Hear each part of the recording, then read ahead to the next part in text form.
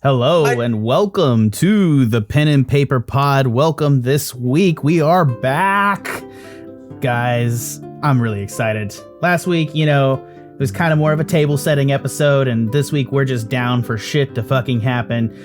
We find our heroes at the Temple of Ondine, where we're just getting ready for bad stuff to just happen in general. But let's go ahead and go around the horn real quick. We're joined here with Trevor Flynn playing the Scree, the Kenku rogue. I don't know why I can't see Kenku today. It's Bodzil. Hey. We're also joined by Edwin Reyes playing Chuck Angus, the Minotaur Barbarian. We're in the fucking water temple this week. Gee, fuck us. Yeah, no, it's probably not going to go well. We're going to see how all this rolls. Does it ever go well? Honestly, for you guys to be entirely honest, yes. Like, you guys are actually pretty capable, honestly, when it comes down to D&D players. I do not pull fucking punches. I'm not a nice guy. Again, I died maybe 4 or 5 times. You didn't. All die. It's done is you've only died like once. Genuinely once. I've died once, but came close to death's door at least 4 or 5 times over that one death, and it just put hair on Chuck's chest and worms in his brain, and it's a good feeling. It's a good feeling. We're also joined here by Tanner playing Ashe Fallbright, the half-elf sorcerer, the half-elf shadow sorcerer. How are you, Tanner? Doing good. Fireball still works underwater. Yeah, perfect. That's right. We had a discussion about it. I almost ruled in my universe that it wouldn't, and then I said, that's dumb. I like Fireball. So does Tanner. Let's have a good time. So we're going to be going into the Temple of Ondine this week, but before we do that, we're going to do a quick recap of what happened last time for that. Viewers, by the way, we're going to be doing some giveaways over the holiday season. I have not, I'm trying to hear back from something real quick. There's possibly going to be a Tasha's Cauldron of Everything giveaway. So it'll be the D&D Beyond digital book set of Tasha's Cauldron of Everything. So it will be an online digital book set. We'll give you away a code. We're going to give away a code just after the halftime today for Tasha's Cauldron of Everything. So stay tuned for that. And you never know when the halftime is, so you just have to watch the stream. I'm sorry, that's how it works. Thanks for playing. Trevor, take us away and tell us what happened last time on the Pen and Paper Pod, Beyond Evil. Right. Novera, whatever I decide to call it at the end of the day. Yeah, so with Herr Dr. Glimgaric gradually coming back at us from the other dimension that he was banished to, and us all on the edge of death, we managed to, Ashe, I think it was, specifically, squashed the brain of Amon Devilspawn before we fled into the labyrinthine laboratories of the Kindness Institute, with only 10 minutes to go until Glimgaric would come back to get us. We encountered 3 statues of the consorts of the Trinity. Marana, the crone, gave Ashe the Heart of Darkness. Ondine, the mother, gave Chuck a magic conch. And Kaelin, the maid, gave Scree a bottle of the deadliest poison, love. Well, that's never been technically confirmed. I mean, you're disgruntled. Darn Minotaur public education. Well, it was one of those moments where Chuck Angus just told you. I just want to establish the only reason you think it's love is because because she's a goddess of love, so it's very valid, and B, because Chuck Angus was immediately like, love is the greatest poison, which is really dark from you, Chuck. I'm just gonna say, is love is the deadliest poison? No, it's on brand for Ed. It's not on brand for Chuck. Let's just go. How is it not on brand for Chuck, who wants to kill his bastard offspring for a good new body? I feel like it's pretty on brand. Okay, sure. Hey. He had his first murder before his balls dropped, dude. Chuck Angus is I don't like want to know what age because it's one of those things where I have enough facts about Chuck Angus to know when the balls dropped, and I don't want to know that, so we're just gonna move back on. It was immediately after I took my apologize. first life at age 8. God damn it. He had a specific fucking date and it even lines up with the timeline. That's annoying. Anyways, Trevor, please take us away from this terrible conversation that's driving away viewership. Oh, now I'm thinking about my characters. But anyway, still seeking an exit, we proceeded through columns of tanks with chimerical fishmen floating in them, which we destroyed. And we broke into Dr. Glimgarrick's office on our way out, in which we discovered blueprints for animal-shaped vehicles, one of which we encountered later. The Matrix of Suffering 2, 2nd edition, Dr. Butterscotch's Notebook of Emotion Spells, and Dr. Glengarrick's Shadowfell Research Notes, also known as Chocolate Muffin Recipes. And found a boy floating in, I think he was a boy, floating in Stasis tank that we broke him out of. Yo, can I just say real quick, what if that crazy old lady that you murdered was baking from that recipe book that she picked up from like somewhere? It's all coming together. Yeah. He told us just that his name was Calvin, and we used the Eagle Whistle to descend to the streets below, where we were surrounded by guards as we were still on the edge of death. And our newfound friend Calvin helped us escape by I don't remember exactly what magic he used, but he managed to. I believe it was sleep magic.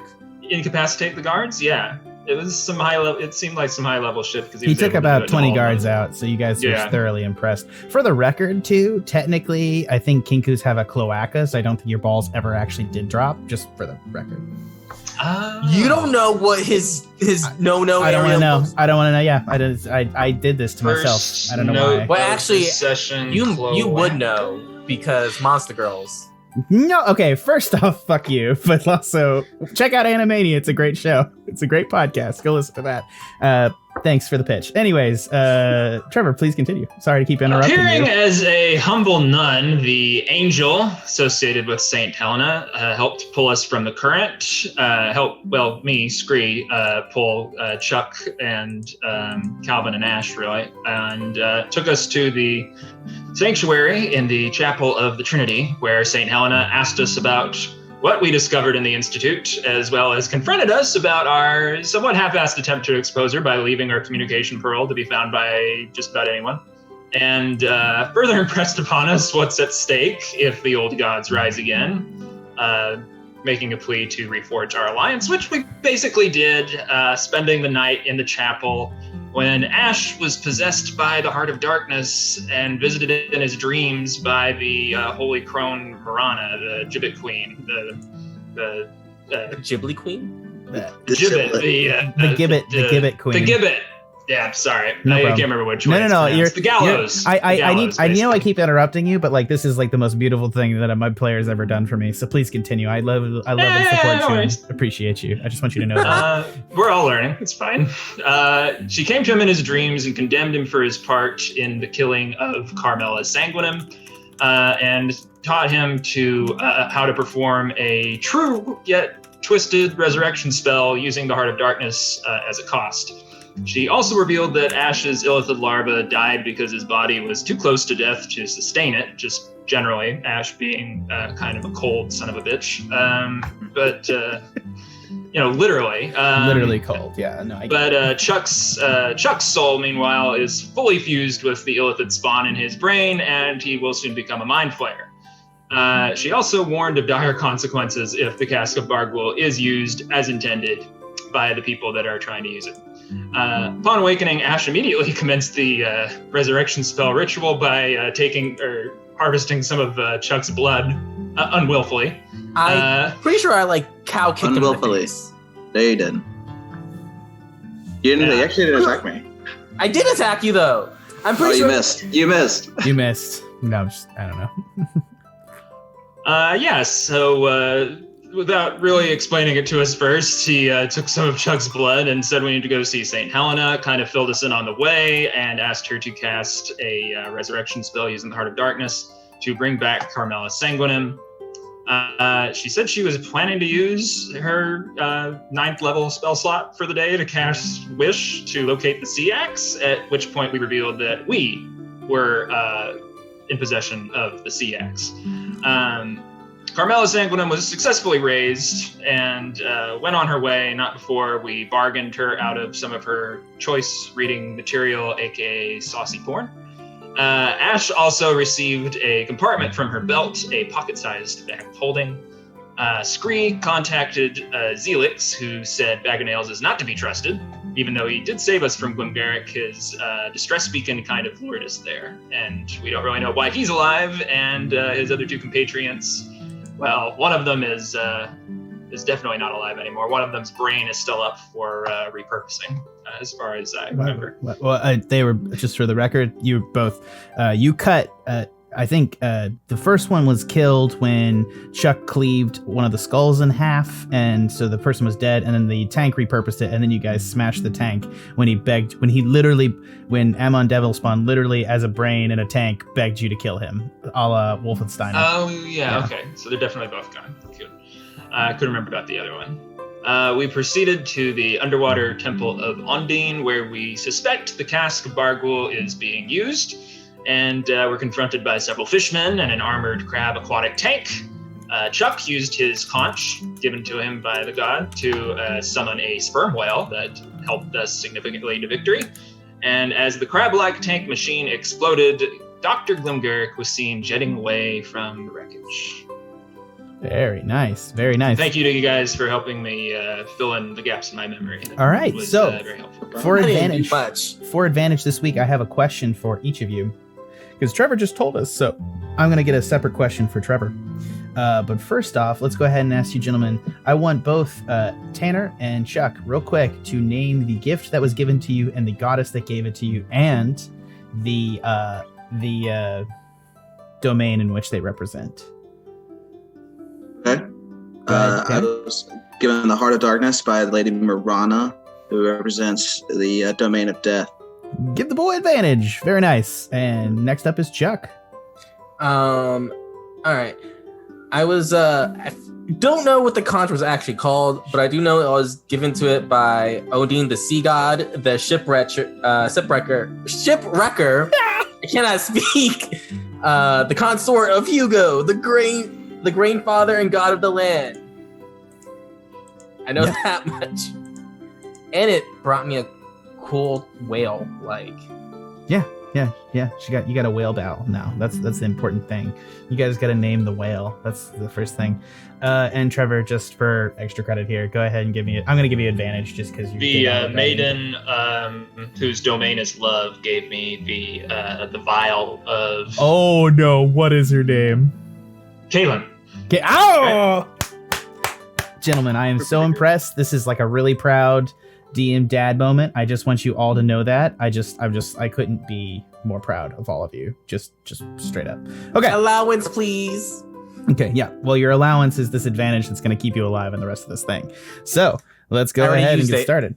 Well, you haven't used it yet. I just gave you one. You couldn't have used it. Literally, like I have to hear you. I need 3 more advantages, please. That's not how advantages work.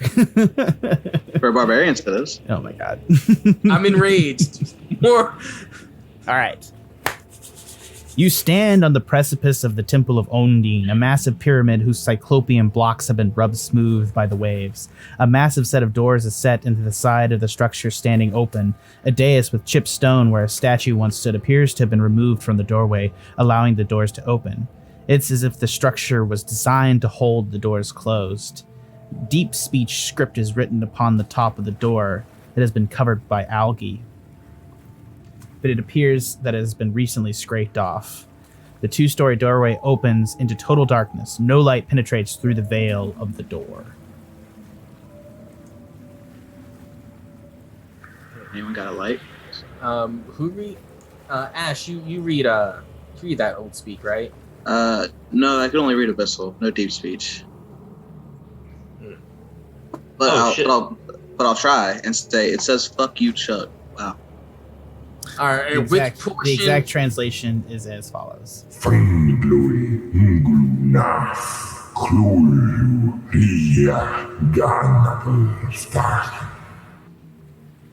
I did not hear Chuck anywhere in that. Yeah, it's lost in it. It's the accent. Yeah. He's got a strong like dialect. It's like learning Spanish and then going to like Cadiz, and then there's like this the dialect can just get you. You know, it depends where you grew up. You know, if you're a great old one, right? If you're the other end of the Milky Way, you know, you might have a thicker accent. I'll go out on a limb here and say this sounds somewhat like the table scratching that we had Zelix translate for us previously. You guys think we should call him up? I should call him up? Roll a history just to double check that, see if it looks similar to you, Scree. That's a good idea. Whoops. Oh, I need to press it once. I'll let you have the 17. Yeah, this is exactly what was written on the table, which you got translated. Does anybody remember the translation? If I go through my old Facebook Messenger Rolodex. I will go ahead and just translate it here for you because I know you guys have it in your back. In his house at Ryla, dead Cthulhu waits dreaming in his house of Ryla. Okay, so you guys think this is the house? And I think this might be the house. If it's just like the foyer, this guy is rich. Well, it does say the house of Ryla. This is Temple Ondine. Those two different things, right? You got a point. But is that like a translation error? I mean, it's written on these doors, and it claims that this is the house. So I'm gonna assume this is the house. I mean, history's full of people building one temple on top of another. So yeah, I guess it's not. I guess we shouldn't rule out that we're in for some serious deep shit here. I get it because we're underwater. I get it. Yeah. Yeah. Thank you. Yeah. Let's go inside. All right, you guys are gonna proceed inside. Yes. Yeah. All right, as you guys make your way up to the darkness of the abyss, Ashe, you're the first one to approach. You can't see in the dark into this darkness. This is. Oh, is it like I'm scared? It's an aggressive magical darkness. I don't have any spells to make something light up, so I guess we're just gonna walk through the darkness. Because I don't have light or nothing. You can proceed inside if you guys like, but you might lose each other, and you'll have to make a survival roll to like move along in the darkness. Let's tie rope around our waist. That way we don't lose each other. Yes, the buddy system. Exactly. Won't backfire at all if we get into combat. We can cut it. Yeah, we can easily cut it. Good point. But if we're in combat in the dark, we probably want to stay close to each other regardless. Yes. All right, you guys see you here. You're at the front of the door. This is the entranceway into darkness on the far side. All right, yeah, we tie ropes around our waist. Then Let's do it. Who should go first? Ashe, you can totally see in the dark, right? You go first. Not this dark, Chuck. It's like even darker and thicker magic than I usually can see through. It's darker than dark, eh? Well, you should still go in front, because like as soon as the dark stops being as dark, you'll know that you can start seeing, and it's good that you'd be in front by then. You know, I do have this blade that is infused with sunlight. Maybe I could try that. Hey, worth a shot. It's real dark in there, Chuck. I'm kind of scared. I'll go first and draw the sunblade. All right, go ahead and order, you guys. So Scree's heading in first. Who's behind Scree, Chuck, or Ashe? I'll go right next to him as I go, good going, Scree bird Scree. Yeah. As you light up the blade, sunlight projects, and as you know, the sunlight is projected within 15 feet of the blade, I believe, if I'm not mistaken. You can double sounds check. right. Something like that. As you pass it through the field of the magical darkness, the blade sputters and pops, and it goes like static's gone over like a film of darkness is like cutting through it. The sunlight is still coming through, but it's only shedding 5 feet of light, so just in the immediate surroundings around you. That's not good. Hey, it's better than what we had before. True. Yes. Oh, you're so smart. Whoever said bird brains are idiots are idiots themselves. Good going. behind you, your whale friend begins to make a calling noise to you, Chuck.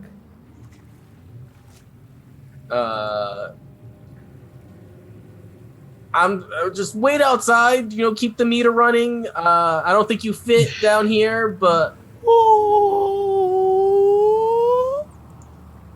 if I find any good foodstuffs, I'll bring you a treat. But I really gotta go down here. It'd be swell if you just waited around. Right back at you. All right, let's go. All right. As you turn around, the whale kind of burps, and out from the whale comes a small little bioluminescent fish that swims over to you, Chuck. Oh, sweet. And it's like it's a little flounder that just comes right up to you and just settles down in between your horns, Chuck, and sheds 5 feet of light. Sick. Well, this might very well be the first present I have ever received. So we have 5 feet of very dim light from you. I just got given a conch last week that gave me the whale. Mm-hmm. I was about to say, wasn't this a gift in of itself? It's just a re-gifting gift. It's like a nesting doll. Ondine is nothing if not a chaotic ass bitch. That's the whole point of her. So clearly she's just yep, you get a fish, You guys have you're only able to see within the bounds of the square you're in on the map. Oh, okay, yeah. Right. So it's that's 5 feet. Yeah. So you're still definitely limited in vision. Now, if we can get the fish to go right after the 5 feet of the sword plus the 5 feet of the fish, so we can get a 10-foot radius. Is that possible? You're not sure how to command the fish. All right, you might be able to ask him. Do you speak fish? I'm gonna speak to it like a person. You don't begin to speak human, Chuck. You kind of make some sort of sonar noises as you discover you now have the ability to speak with fish. That's a fucking dolphin. Get it more fish-like, man. Sonar is sonar. Aqua Chuck. Aqua Chuck. Bing, bing, bing, bing. That's how sonar sounds, right?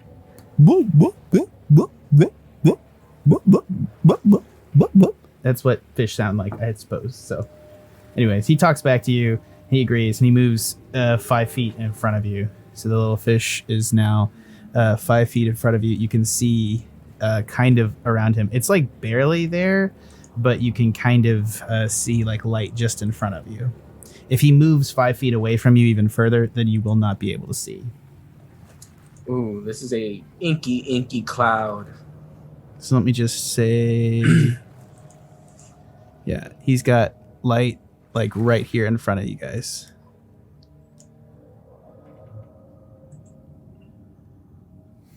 So how do you guys want to proceed? Straight and true, right? I guess, yeah. We go straight for the time being. Mm-hmm. All right. You guys proceed into the temple led by Fishy McFish. Or we should come up with a better name. Gents, what's a better fish name? The Incredible Mr. Limpet. Sorry. No, we need to Limpet. I regret that. I like Mr. Limpet. Yeah. How about we just go Limpet? We got to be able to scream it at a moment's notice.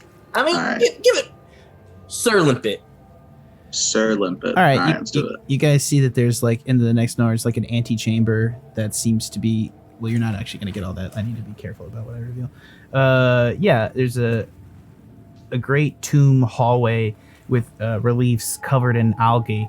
Yeah, you just seems there's a lot of really intricately designed carvings on the wall depicting fishmen and what looks to be old Phaedra. You can investigate if you want. A lot of it's covered in algae. I want to say can either one of you check magic to see if there's something in this place? I mean, we are in a ancient temple, underwater, so I'm assuming there's gonna be magic traps as well as physical traps, but mostly magic traps. That's a big no from Ashe, Chuck. No from me too, unfortunately. We need better spellcasters. Hey, I'm trying to bust out here, okay, man? Hey, he can fireball. He's a whole person. I didn't say he wasn't a whole person, even though he's half asshole because of the elves. But it's just really scary over here, Chuck. Okay, like I can't cast nothing like that. All right. You have fireballs. That's not a cantrip, right? No, What's your cantrip? firebolt. Me. You think Chuck pays attention to I know it fits you. All right, so I'll say like I want to say like firebolt the algae to try and like just burn it all off, but we're underwater. That's not going to work. If anything, you'll just damage Precious information. Well, I could try. I'm gonna cast prestidigitation on the algae to see if I can use the cleaning up part of the clause of prestidigitation to see if I can clean up the hieroglyphs or whatever. Would that work? I'm gonna try it. Yeah, go ahead. You're able to use it to clean off a large amount of algae off the inside of the hieroglyphs and just sort of reveal the boss. As you guys can make an investigation check to find out information if you like. Who wants to check it? I think you should check it, and I can assist you. Scree would probably be the highest if you guys want to talk. Well, also the other thing too we haven't established is like how are you guys talking underwater? Oh wow. We haven't really talked in character yet, have we? I guess we have. No, yeah, you have, and I fucked up. It's my bad. I should have talked about that. I don't like the cloaks don't give you the ability to talk underwater, and we don't have the mental relay. Can I use the spell? I don't have it. I don't have message. Yeah. I want you guys to talk during this episode because I do not want it to be a silent episode. So please talk out loud and talk among yourself about what your characters are going to do. But I do occasionally want to see how the fuck you three are memeing this shit to each other. Yeah, well, some arcade just like. All right. So does he clean up the algae? Yeah, he cleans up the algae. All right. I will swim forward to investigate and in motion. And Ash will help her. All right, go ahead. Let's go ahead. I'm going to cut through this shit. I'm not exactly sure this is what I want to do this episode. Anyways, go ahead and make an investigation roll with advantage, Trevor. Okay. Ooh, I get advantage? Yeah, because Ash is helping you. Gotcha. Which is 11. Yeah, with 11, you get a lot of information. Like this was a colony of Old Phaedra. Old Phaedra was a colony of like elves that colonized kind of this like portion of the ocean and lands in large places, many millions of years ago when they came over from the Feywild. The civilization was wiped out just in a long time ago. This pertains to suggesting that some sort of cyclopean squid-like monster came and wiped out Old Phaedra, and then allowed its young to breed with the remnants of the Old Phaedrans, creating the worshippers of the Great Old One that now are considered Old Phaedrans in the town above this one. But it just tells of like some sort of cyclopean monster, some horrific, geometric, non-Euclidean geometry looking motherfucker just came and like wiped shit out.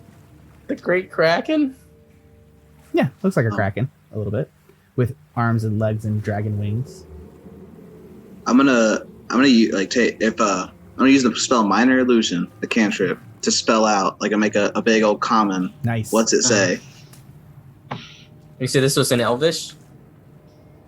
It's not in Elvish. There's no words. It's like hieroglyphics. This is you guys. All you're getting within 11 is like you just can tell based on like the annotation that this is like Old Phaedra, because you see the symbol of Old Phaedra, and you also see just like the fish-shaped people. It's like hieroglyphics. It's like generally pictographic depictions.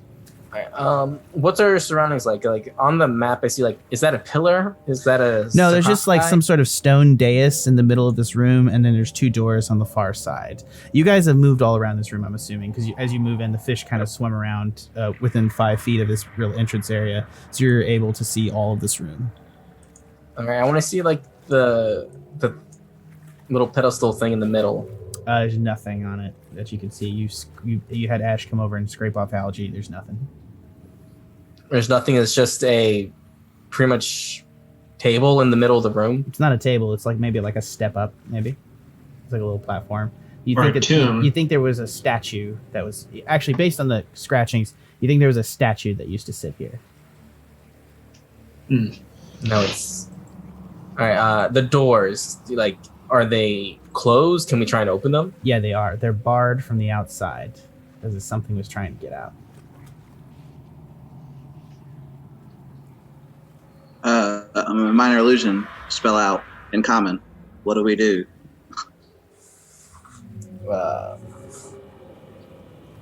I say we try and open the door. So I go and try and like open the door. They open up easily. You're able to unlock the thing from this side and open it up.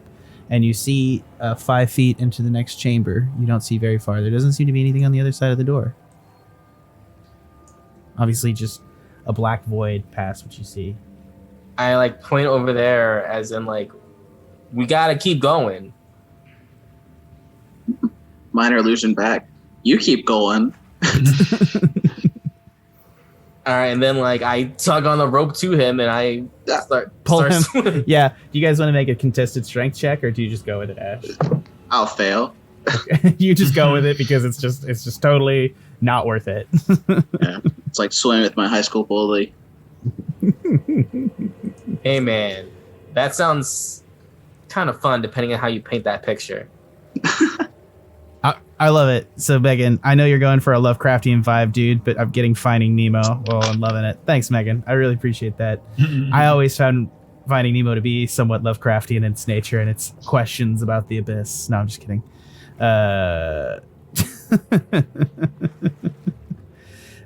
Stream Chesh, whoa Chuck, it's 2020 and A+. I don't know who's Steam Chesh. What did Chuck do? What did Chuck do? Everything exists. No, I don't know what that was in reference to, but yeah. All right, you guys proceed into the next chamber. Do you want to proceed left, right? Do you want to proceed straight until you run into something? What do you guys want to do? You are blind in this chamber, and the fish can be 5 feet in front of you, which is going to reveal another little section of floor right here. I guess I venture forward the unseen section to try and unveil more of the room. All right, as you guys proceed forward, you disappear. No, I'm just kidding. No, you reveal a horrific statue. So here we go. A horrifying statue sits in the middle of the room. It looks a lot like the gibbering mouther on your ship, the Bangarang, that serves Yimmick the cook. A blob with thousands of eyes and mouths with different shaped teeth at every angle and different kinds of teeth from different animals. You see the weird, overlarge sized human molars combined with sharp biting goblin teeth and every other imaginable vestige of eye-like appendage, as well as just oral appendage, just all jammed together in one massive dark blob-like creation rendered perfectly in stone.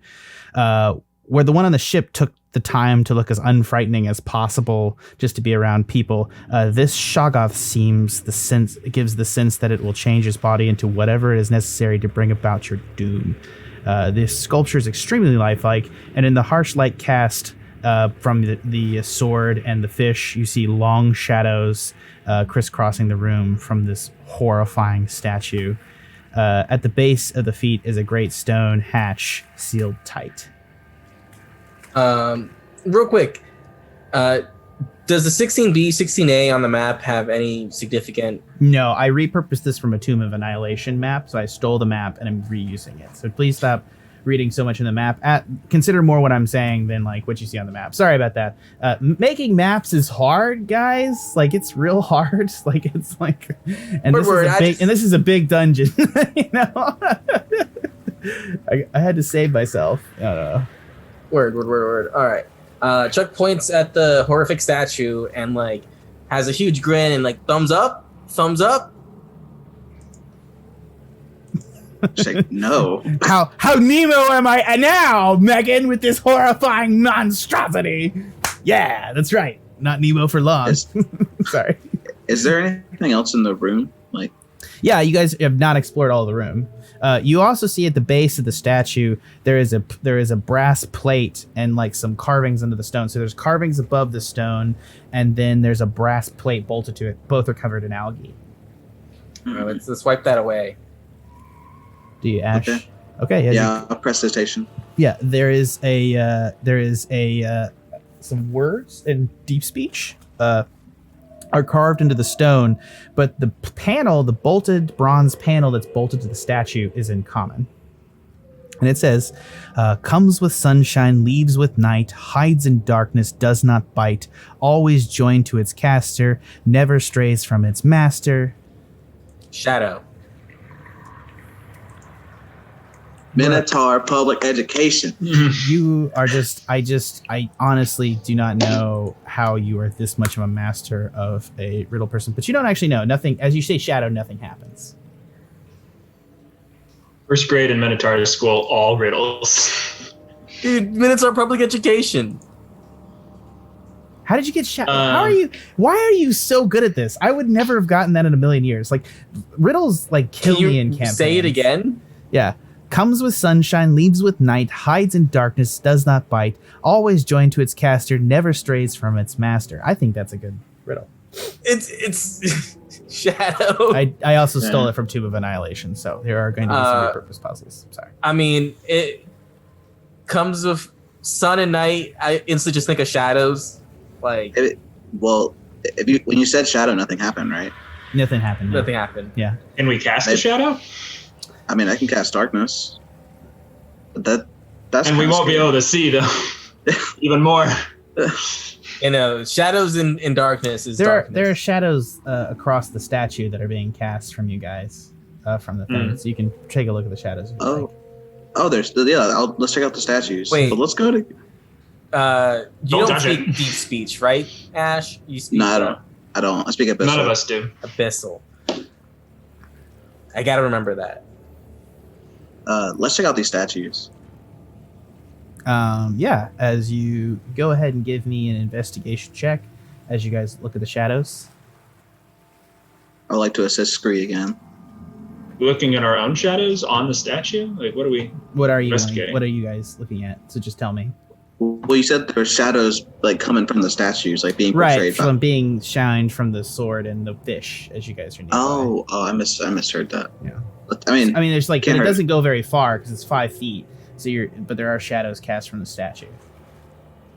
Makes sense. Because it's light. Yeah. Yeah, because it's light. Let's check them out anyway, I would say. Do you guys want to go like check out the statue, or do you want to check around the room? I don't want to touch that statue. You don't have to touch it to investigate it. Okay, let's take a closer look at the statue. Dude, no one wants to. Trevor's like, I don't want to touch that statue. It's too lifelike and too wet. That egg is too wet. It's not wet. Real quick. When there was a statue at the fucking Happiness Institute, and I was like, guys, don't go near the statue. Like, don't trust that thing. You guys want to go right up and got gifts from it. But now, like, this. Chuck, we're down the depths in the dark with this thing that's literally a amorphous shadow monster.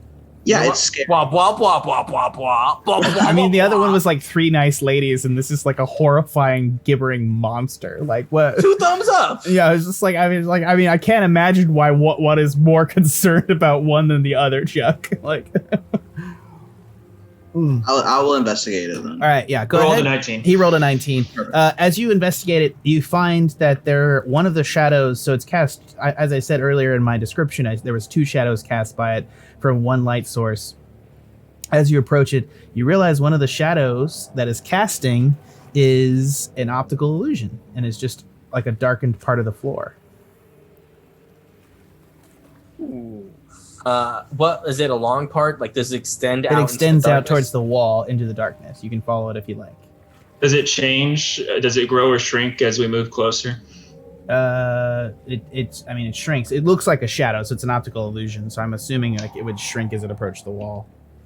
Or no, it would grow because that's how shadows fucking work. Sorry. Sorry, my bad. Don't laugh at me, Tanner. I'm not laughing. I'm sorry. Let's. I'm a minor illusion. Chuck, approach that. All right, and I swim towards it. You guys are still tethered to me, so. But you're first. Oh yeah, we are. All right, I can be first. All right. What do you do? Okay, yeah. As Chuck. All right, so let's go ahead and move people around here in the space. As Chuck approaches this, and we're just gonna go ahead and do something real fast here, so you guys can see. Yeah, you can see that Chuck, your fish is going to go forth, and it's going to reveal some stuff along one side of the wall. Okay, sorry. Along one side of the wall are 3 tanks with giant sharks. Sorry, not giant, but regular sharks just swimming around in circles in small tubular tanks. The shadow leads to the middle tank. Chuck, ask it what's up. I mean, I sign like, communicate with the shark with your conch powers. And I go, big brain, big brain, big brain, big brain. Not how sharks do. I gave you the wrong power. I'm realizing, like, you don't know what animals make what noise. I'm just really embarrassed for you. No, but I'm joking. What noise does a shark make? A shark makes a glare. That's what a shark makes. Yeah. You glare at the shark and get nothing back from the middle shark. But the shadow's going to the middle one. Yeah, it doesn't acknowledge you. Try another one. It's in a tank, you say? Yeah, it's in a tank with steel bars. All right, let's leave it there. A cage or a tank? A cage. Sorry. All right. Specific. I use my ring of many blades to make like a spear or whatever, and like go to like kind of like tap the bars of the cage. Yeah, it's solid. I keep like tapping to see if I can get the shark's attention. It doesn't notice you. All right, I get close enough to like grab the bars. Yeah. The shark kind of reels back and tries to bite your fingers. It's on the inside of the bar. Make a dexterity saving throw, unless you want to get bitten. No, dexterity saving throw. 8. You pull your hand back in time, and it rams into the bars and then swims away. I use my ring of many blades to like. Can I do like harpoon, but like that has a rope to it, so I can like pull it back? You can tie a rope to your ring of many blades and then use it as a harpoon, but you can't summon a rope. Gotcha. All right. Are you gonna open the bag underwater? The bag of holding underwater? That potentially could be bad, or it might help us out. It could drain this motherfucker. Well, we already opened it to put the rope around ourselves, didn't we? Oh, that's a good point. I didn't resolve it there. Yeah, I guess you guys had to get it out of the bag. You guys don't keep rope on your belts? Jesus. So, yeah, I'll allow it. I mean, you guys can open the bag of holding if you like, but I'm just going to say the contents may have gotten some water inside when you opened it. And then, like, your bag monster, like, would cough up some water a little bit. Oh, it is an actual living thing. I'm going to open my pocket bag holding and actually take as much as I can water inside of it. It fills up with water. It's like Sweet. a 5-foot space, and it fills up with water. Sweet. It reduces the weight, but you're still carrying like a bag of water around with you. Awesome. Okay. Yeah. What do you guys want to do? Chuck, you done messing with this shark? No. All right. So since you said we could, have more rope. I'm gonna tie it around the harpoon. And I'm gonna grab the bar again to like try with one hand and like the spear in the other hand. It doesn't come back. It doesn't come back. No, it doesn't come back. And then it does. Make a dexterity saving throw to keep your hands. 7. You pull it away in time. And I throw the spear. All right, make an attack roll. I have a trident. Why don't you guys trident works? Just go ahead and roll it. Anything. That misses. And flies into the cage, and then the shark just backs away and keeps swimming in a circle. While Chuck is doing this, I'm gonna cast Mage Armor on myself. Yeah, smart decision. All right, I retract the You're able to pull it freely of the cage pretty easily. I can't speak because I'm like underwater. So I pantomime. Wait, they don't. Does Ashe know detect magic? I think I just asked this. You asked No. You've asked it twice already, so no, Ashe does not know detect magic. Way to be an ass to your sorcerer. It's like, I believe this is enchanted. And Look, he gets to do a lot of shit. He gets to like cast a double haste spell. Like, shove off. Oh no! I will always say, like, Chuck, while being the barbarian, is not the heavy lifter in this group. I'm giving you shit. Just go ahead. What are you doing? I'm gonna try again. While he's doing this, Nothing happens as you try again. I'm gonna minor illusion to Scree, like in front of his face. Scree, you think we should go behind the statue of this, or behind the tank? Yeah. Let's make sure there's nothing else in this room. Do you guys separate from me? No, we drag you. No. I mean, the fish can stay with him if you want to leave him with light, but you guys can. Oh, you drag him away? Yeah, okay. You guys want to search the room? Yeah. All right. As you guys take maybe like 15 minutes or so, you're able to search the room, and you discover that there are shark tanks on the far side as well. And on the far side, the rest of the room is kind of empty except for the 6 shark tanks and the Shoggoth statue in the middle of the room, with the hatch in the middle of on the floor in front of the statue. So it looks like the hatch is the way out of this room. Can we inspect the hatch more closely? Yeah, it's stone sealed, doesn't have any mechanism on top of it. It's just really, really solid, like huge lid of stone, just like a massive lid of stone. And the fake shadow is pointing only to one of the shadows is pointing to the shark that Chuck's been messing with. Only fake shadow. Yeah, well, one of the fake shadows is just a regular shadow, and the only shadow that's fake is pointing to the middle tank right there. Okay. I'll try and like pantomime to Ashe, like pointing to that tank, and then boom, tank, boom, boom. I'm gonna minor illusion. That might break every other tank, though. Oh shit! You think? I mean, it's 20 feet of radius. We could try and saw through the bars so that we could get close enough to kill it. You just have to be prepared for it doing the same thing to us. Well, can't we just squeeze through? Like is there like a side little opening like beside the tank that we can just squeeze through? Not really. They're all tanks. Okay. There's just like a wall of 3 shark tanks. Gotcha. Okay. You could probably try to like. Yeah, press let's the bars. let's just kill the shark then. All right. So let's swim back over to the shark. Yeah. Yeah.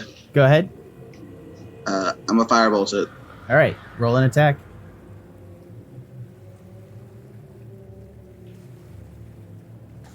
Miss.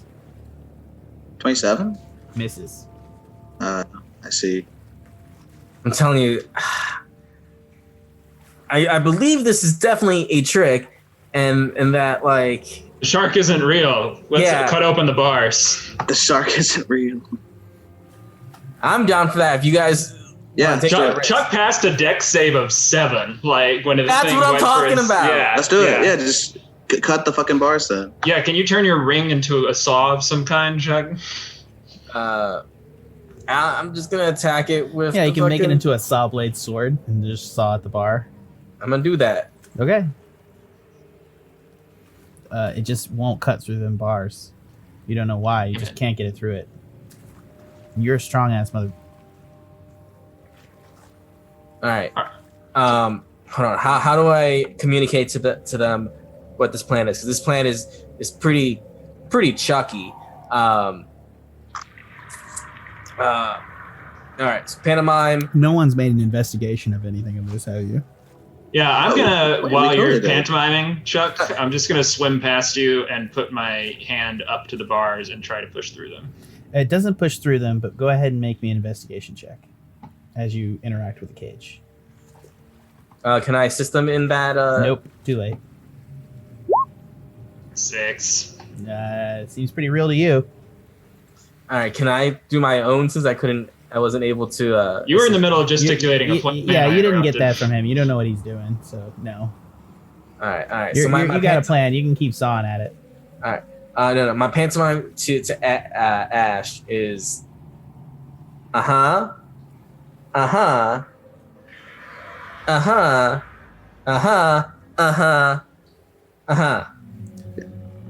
gonna minor illusion. You want me to swim and blow it up?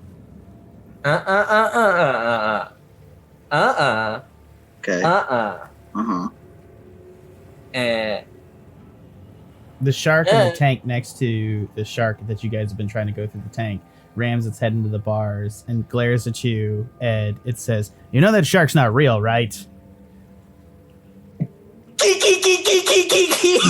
What sound are you even making? He glares at you. His eyes are like super expressive, and like now that you have your mind awakened to shark dialect, it glares. What the fuck, man? Bro, you shark, you speak the noble language Of glares, you asshole? Yes. Okay, so yeah, so I was thinking this one in the middle wasn't real. You're confirming that it's not real? Yeah, he's not real. He doesn't talk, motherfucker. You were talking to him and he just didn't say anything. Well, you guys didn't say anything to me. I don't know. You were weird. Fair. You're talking to like a fake shark. It's weird. You ever see like a dog or look at its own reflection? It was a little bit like that. What's a dog? It's delicious. Oh, hopefully I'll eat one time. If you can give me information about this place and I get to move around, I'll come back and give you one. All right. As he explains to you that it's not real, you recognize that the cage is made of a spell called Phantasmal Force, which it implates in your mind the sense that the object is real. But now that you know it's not real, you're able to push your hand through it. I just got a whole bunch of information. Thank you, shark. And I swim past it. Sure thing, buddy. And I drag these guys along with me. Do they also You're able to pull them through the bars of the cage. No, You're I able think to we pull them. see. I see Yeah. what's going on. Yeah. Yeah. Yeah. As you guys pass through, the phantasmal illusion of the shark swims around and takes a bite at your head. But now that you know it's not real, you aren't affected by it. All right, onwards. All right, you guys proceed into a tight little passage behind there. Oh, I guess I revealed all this to you, didn't I? And that's why you guys knew it was back there. Shit. Well, also the shadow went to that one. Yeah. Yeah, we didn't have another lead. And also, as Scree pointed out, I failed at 8 and a 7. At that point, I was confident it was an illusion. And I mean, I'm about to say, Chuck Tanner didn't hit it with a 27 firebolt, so Yeah, also that. that was but that was much more telling, you know. As stated before, I don't pay attention to the fucking wizard. So you guys find a brass plate covered in algae in this room. That's it. After a thorough investigation. All right. Prestidigitation the algae over there. I put it up on stream. It where the brown spots are it's like the plate has holes in it, and there's nothing else on the plate.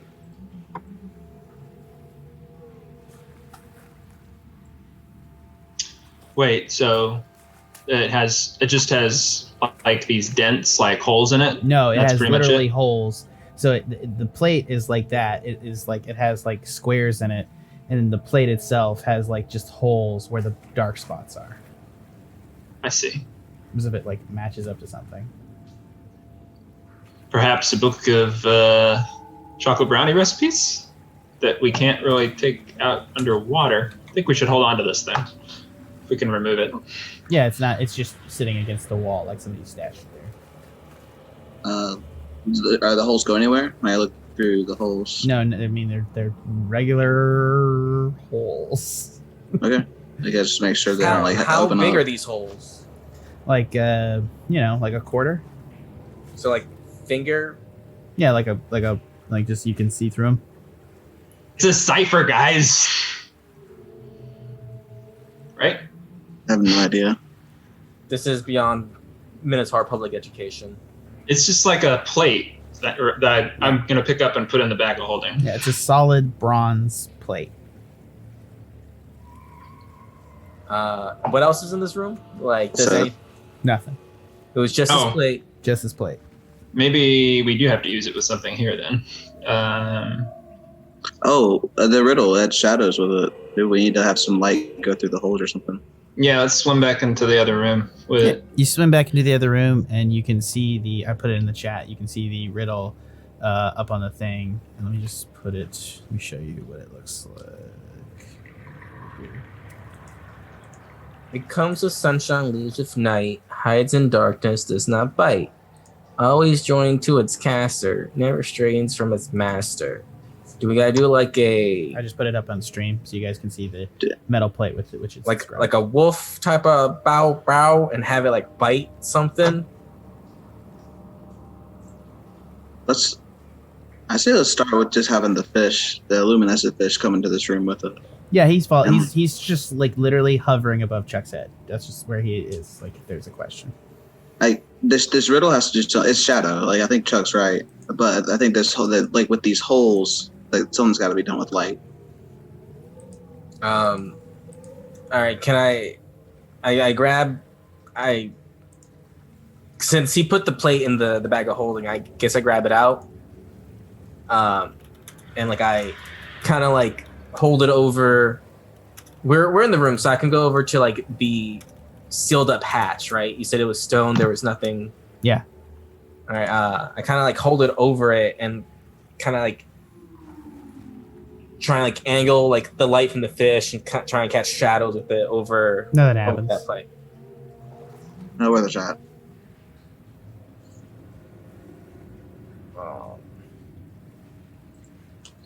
All right. So on the other side, there's more sharks. I guess I'll go over to the shark that talks to me before and be like, "Hey, do you know a way out of here?"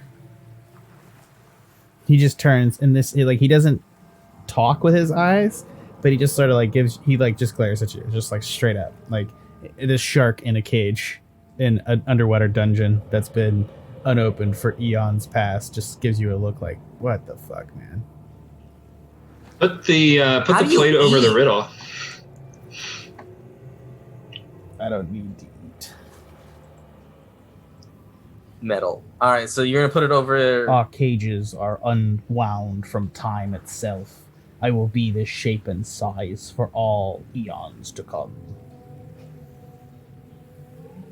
That's fucking cool. No, it's not. It is a torturous existence. Do you want us to kill you? No, fuck off. All right. Anything along the wall that doesn't have sharks on it? No. Put the plate over the brass plate with the riddle on it and see what happens. So they match up pretty well as you guys put the plate over the brass plate. You see that the holes line up with the letters of the poem, and it reads, "Cover the eyes." Of the sharks? No, I'm gonna assume On the the statue. giant cyclops. Oh, that's really smart. The gibbering mouther has thousands of eyes on it. Not thousands, like hundreds. Sorry, hundreds. Sorry. Thousands would be ridiculous. How do we cover all those eyes? I could cast darkness over the statue. But if we turn off the lights, like, it's still darkness. Is there? Can your prestidigitation put algae on them? On every single one? Yeah, just like blanket it. I think prestidigitation only cleans stuff off. Doesn't really do like that. Yeah, you could do like condensation, but I don't think that's what it's thinking. Condensation underwater. Brilliant. Point. And this is the only Point. and this is the only statue. Is this one? Like the rest are just moving tanks of sharks. Yeah, just tanks of sharks and this statue. So I guess we just got to the time to do it. I guess. But it says cover the eyes. Are you going to cast darkness, or are you going to try to cover its eyes with something? Casting darkness would take less time if we wanted to go ahead and try it, I guess. Yeah. And I can cast darkness so that I can see through it. So if something does happen, I can tell you what happens. It would use a spell slot though, right? Not with that one. I'd use my sorcery points for it. Okay, right. Yeah. You got that. Yeah, I don't know. You got double pulls. Yeah. So let's back up, and then I'll just like hit it like over here, so that only encases the shadow, like the statue. Mm-hmm. Can you cancel it? Yeah, I can cancel it whenever. All right, cool. Let's do it. As you cast darkness, it obscures the statue, and only you can see it, Ashe. Nothing happens, but the stone hatch clicks and swings open ponderously with a massive rumbling noise. And it swings open, presenting a well further down into the abyss. All right, cancel the darkness, and It stops. let's go. The hatch is open down there at the bottom. All right, you guys proceed. Are you guys heading in? Yes. Chuck, why don't you lead us with that fish of yours? Yeah, but before that, can I break the door off now that it's open? No, it's like a massive stone slab. Apologies, guys. My fiance is calling me. Think about what's happening. Make a plan of attack. Apologies. 20 seconds. All Alright. So yeah, I think either Chuck should go first because he's beefy, or Scree should go first because if it's like a trap, you can pretty agile to avoid it. Well, Yeah. Well, you would say. I mean, yeah. if we go back to the me. You're probably right. previous formation of Scree up front with the light sword giving us 5 feet, and then the fish can go like above the light sword to give us like 10 straight ahead feet of vision. Good point. Okay. Let's do that. The only problem with that is potentially an enemy could go up and Sorry like to just interrupt. eat our little light fish. We still have the sword in that case, though. So Yeah. I like that plan. Let's do that. All right, what are you guys doing? I will lead with what was his name? Did we come up with a name for him? With Chuck's Sir Limpkin. Yeah, Sir Limpo. with What Chuck's did you call him? Sir Limpert. It's a limpert, yeah. Oh, Limpert. Sir Limpert can lead the way to give us 5 additional feet of dim light in front of my 5 feet cast by the Sunblade. So me, Chuck, Ashe will swim down into the well. All right. Hold on 1 second, gentlemen. As I find my bearings. Alrighty. Here we go. You descend into the next chamber, swimming down through a well roughly 100 feet through magical darkness into another antechamber. 5 hallways shrouded in the same darkness lead away from this chamber, all headed in the same direction.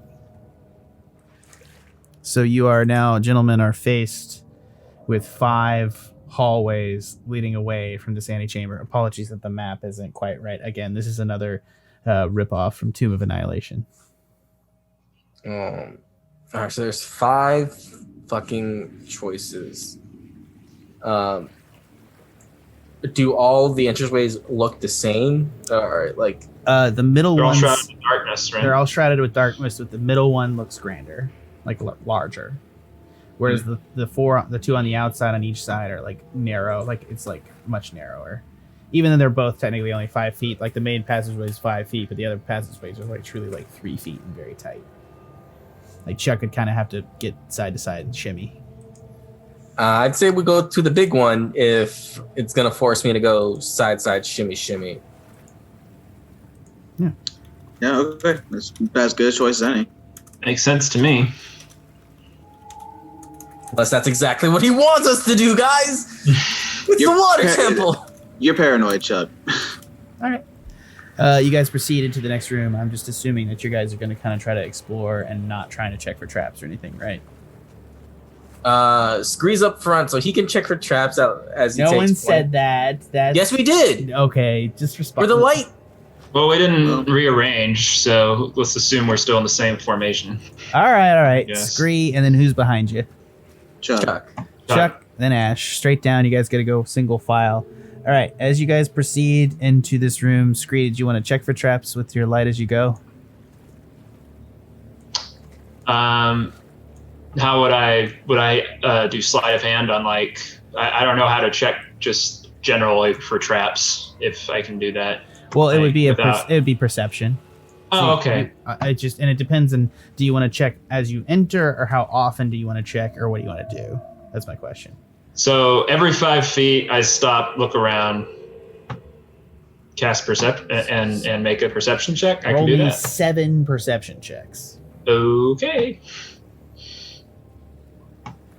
11. Keep him coming. Just hit him. I did. All right, I'll let 11 stand for all of them. No, I'm just kidding. Ooh, 23. Nice. Well, it didn't count now, anyways. Yeah, you don't find anything, Trevor, and you proceed into the middle of the room with an 11. A small room. You're into the next room. Is a small room with another statue in its center. A monster of vaguely anthropoid outline, but with an octopus-like head whose face has a mass of feelers, a scaly, rubbery-looking body, prodigious claws on hind and forefeet, and long, narrow wings behind. It has 4 arms, each holding an obsidian dagger. Another stone hatch sits at its feet, descending deeper into the Temple of Ondine. Oh, and like last time, I said we check the rest of the room for any other clues. yeah, let's look around. Are you going to investigate the statue or just the room? Let's check the room The first room. and then the statue. All right. Is anybody? I'm assuming. All right. Scree, make one more perception check. 26. Shit. Great. Okay. Hell yeah. All right. So here we go. 4 masks of painted stone protrude from the walls. They depict the heads of a shark, a seal, a dolphin, and a squid.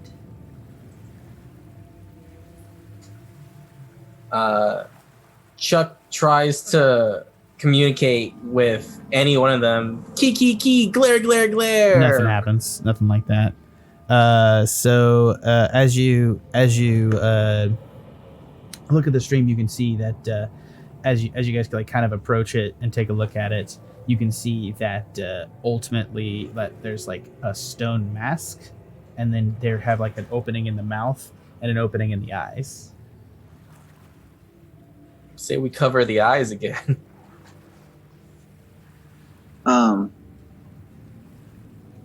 Well, there were also 4 other entrances.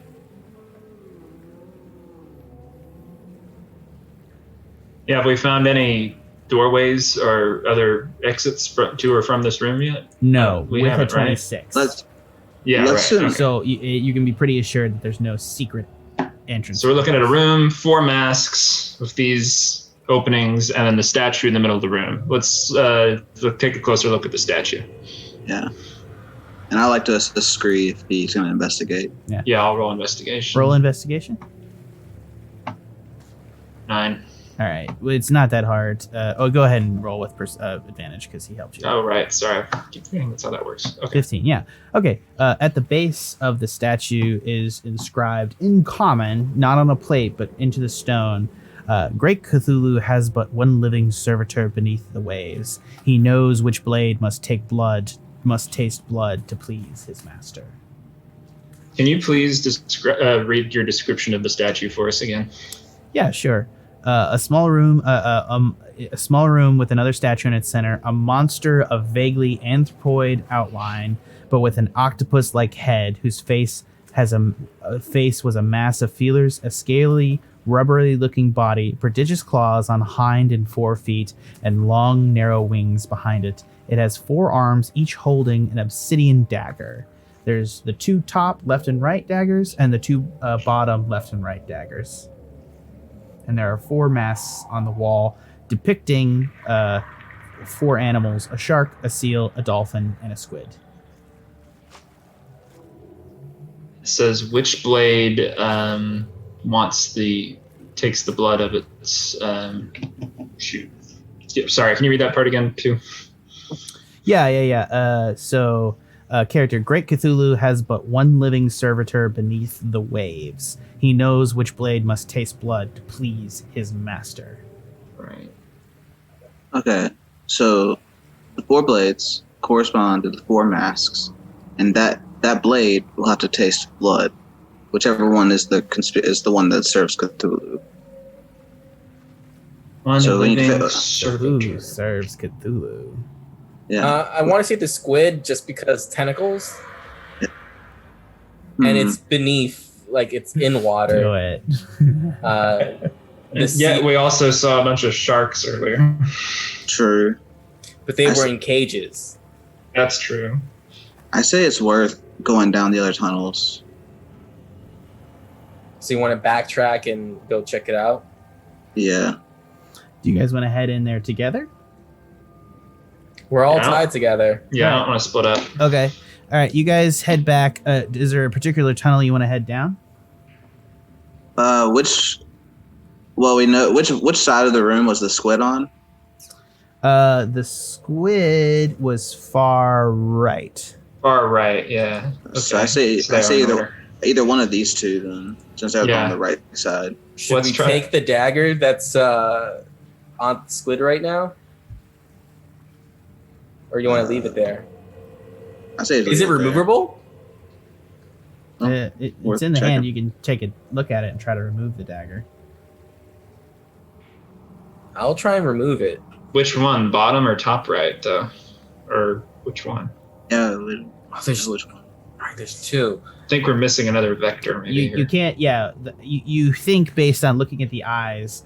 The eyes, if you look through the masks on the far side of the wall, it's going to be looking at a specific dagger because the eyes are just of the masks are a little bit offset. You can't tell what it's looking at from this angle, but you probably could too on the far side of the wall.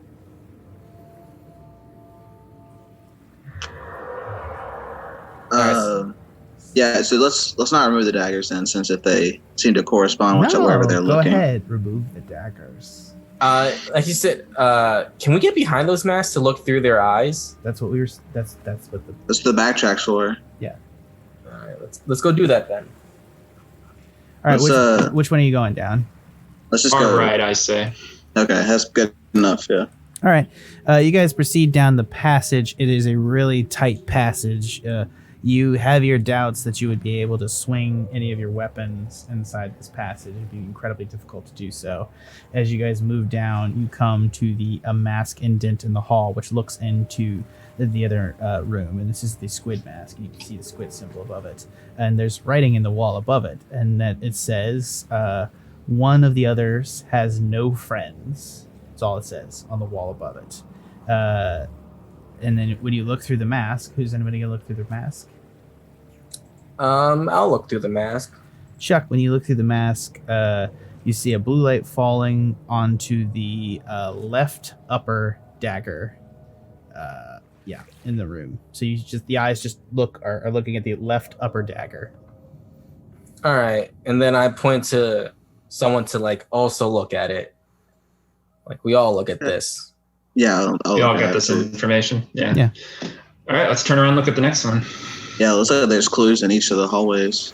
Do you guys going to proceed to each hallway looking through? I think we need at least one other clue. If you proceed, which one? Narrow it down from 4. Which tunnel are you going to go into? Let's do the dolphin next. Okay. Where is the dolphin? Give me 2 seconds, guys. Should be the next most right if you read them in order earlier. I didn't. Just give me 2 seconds. I would not think ahead that much, gentlemen. What are you thinking here? Sorry about that. Hold on. One of the others has no friends. The shark. No, sharks swim in pods, right? Or are they solitary? Yeah, dolphin is next to you. So it goes in order from left to right. It goes shark, seal, dolphin, squid. I would guess either squids or sharks are the most solitary. I guess we could, instead of going to each successive one, just take the dagger and stick it in stick the dagger into the squid mouth Yes. the squid is looking at. But I feel like we're still missing something, like maybe the order in which to put them in. Oh no, we need to find who's the conspirator. And that's the dagger that we need. Right. I'm gonna say it's got to be squids because sharks do travel in groups. Seals are in groups. Dolphins are in groups, but squids, I'm pretty sure, are like solitary Based creatures. on nothing. But the squid is the one that Wait. says one of the others has no friends, right? I mean, Yeah, I don't know. let's just go down the halls and get the Yeah. other clue. What do you mean it's based on nothing? I've seen Animal Planet. All right. Go ahead, and if you head into the next dolphin chamber, you're going to come to the same thing. The dolphin reads, the inscription reads, "My only friend starved to death." And if you look through the mask, you see a blue light falling onto the bottom right dagger. All right. I say we go down the rest of the halls, just getting every clue we can. Blue light, bottom left. Okay. Mm-hmm. All right. Let's check out them seals. All right. As you proceed, you're able to get to the seal and I'm going to just toss it up on screen. There's their statue of the monster I described. You can see it on the stream. And then here's also the thing. So there's the dolphin. The inscription above the mask reads, "My only friend starved to death." The seal reads, "The squid is lucky to be alive." The shark reads, "I ate one of the seal's friends." And the squid reads, "One of the others has no friends." And again, Cthulhu's statue reads, "Great Cthulhu has but one living servitor beneath the waves. He knows which blade must taste blood to please his master." Shark says I ate one of the seal's friends. And let me just also suggest, in this has been an adapted puzzle. Servitor and friend may be the same thing in this context. Okay. Oh, I Right. see it. Okay. So shark ate one of the seal's friends. Seals says the squid is lucky to be alive. The dolphin, I forgot, but the squid has no friends. It's on The the stream. dolphin, Yeah. my only friend, starved to death. And squid is one of the other has no friends. Okay. So the dolphin says that the shark says that he ate somebody, so he can't starve to death. The squid is lucky to be alive, so it means he wasn't eaten by the shark.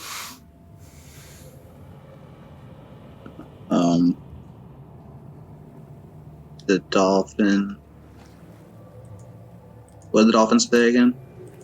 Dolphin says it's on the stream. "My only friend starved to death through the and he had my only friend starved to death." So the dolphin is "My only friend starved to death." The squid is "One of the others has no friends." The seal is "The squid is lucky to be alive," and the shark is "I ate one of the seal's friends." Are we trying to figure out which one is alive or which one is Great Cthulhu has but one living servitor beneath friend? Right. Right. Great Cthulhu has but one friend. Yeah, that's a great Yeah. way to think about it. Sorry, it is a little bit of an adapted puzzle to Cthulhu. He knows which blade must taste blood to please his master.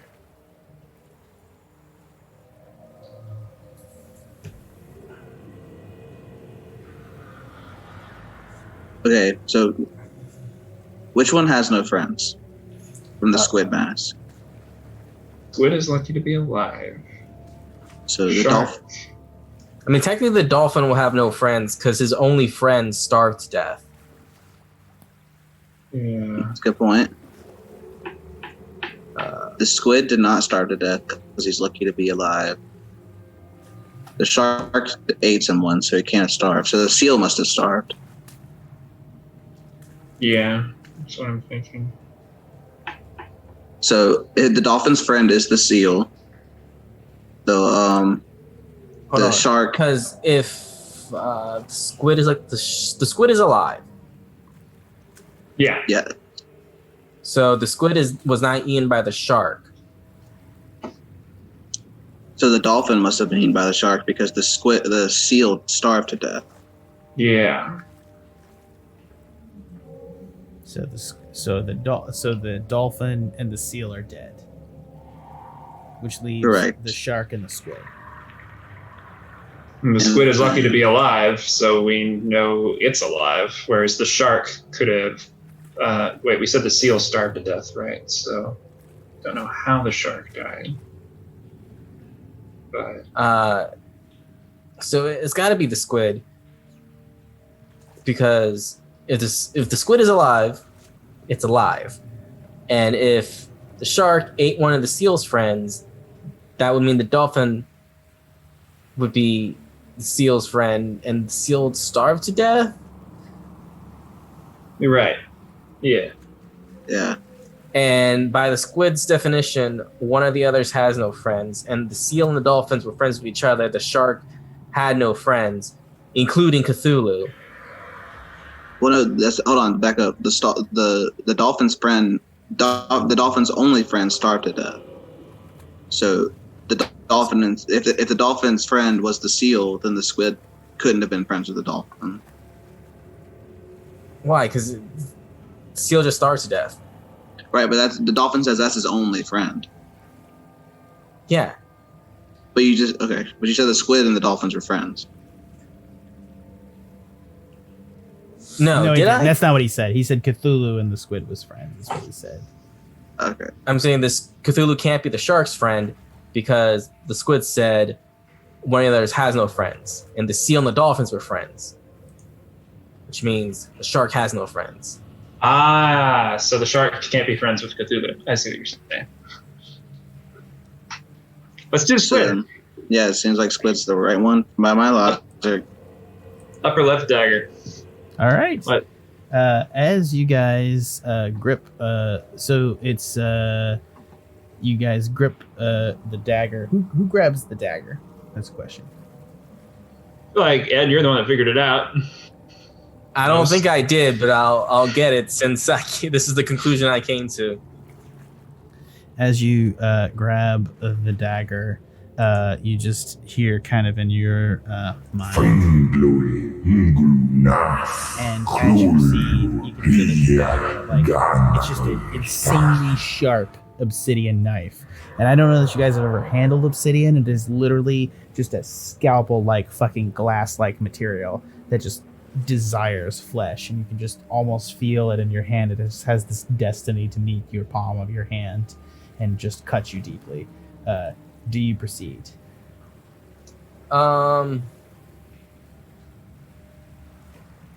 Yeah.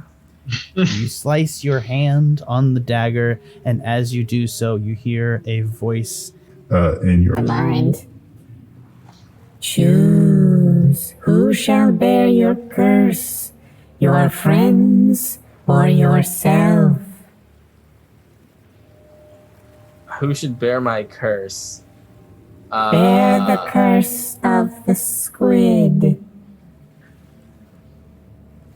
Curse of the squid. Do I have to choose now, or is it something like I hold on to? Choose, or you will be chosen. 5, 4, 3, Ashe. 2. Ashe, make a Constitution saving throw. Okay, I'm pretty good at this. And I believe in you, buddy. Trevor as well. Oh, me as well? Yeah. Okay.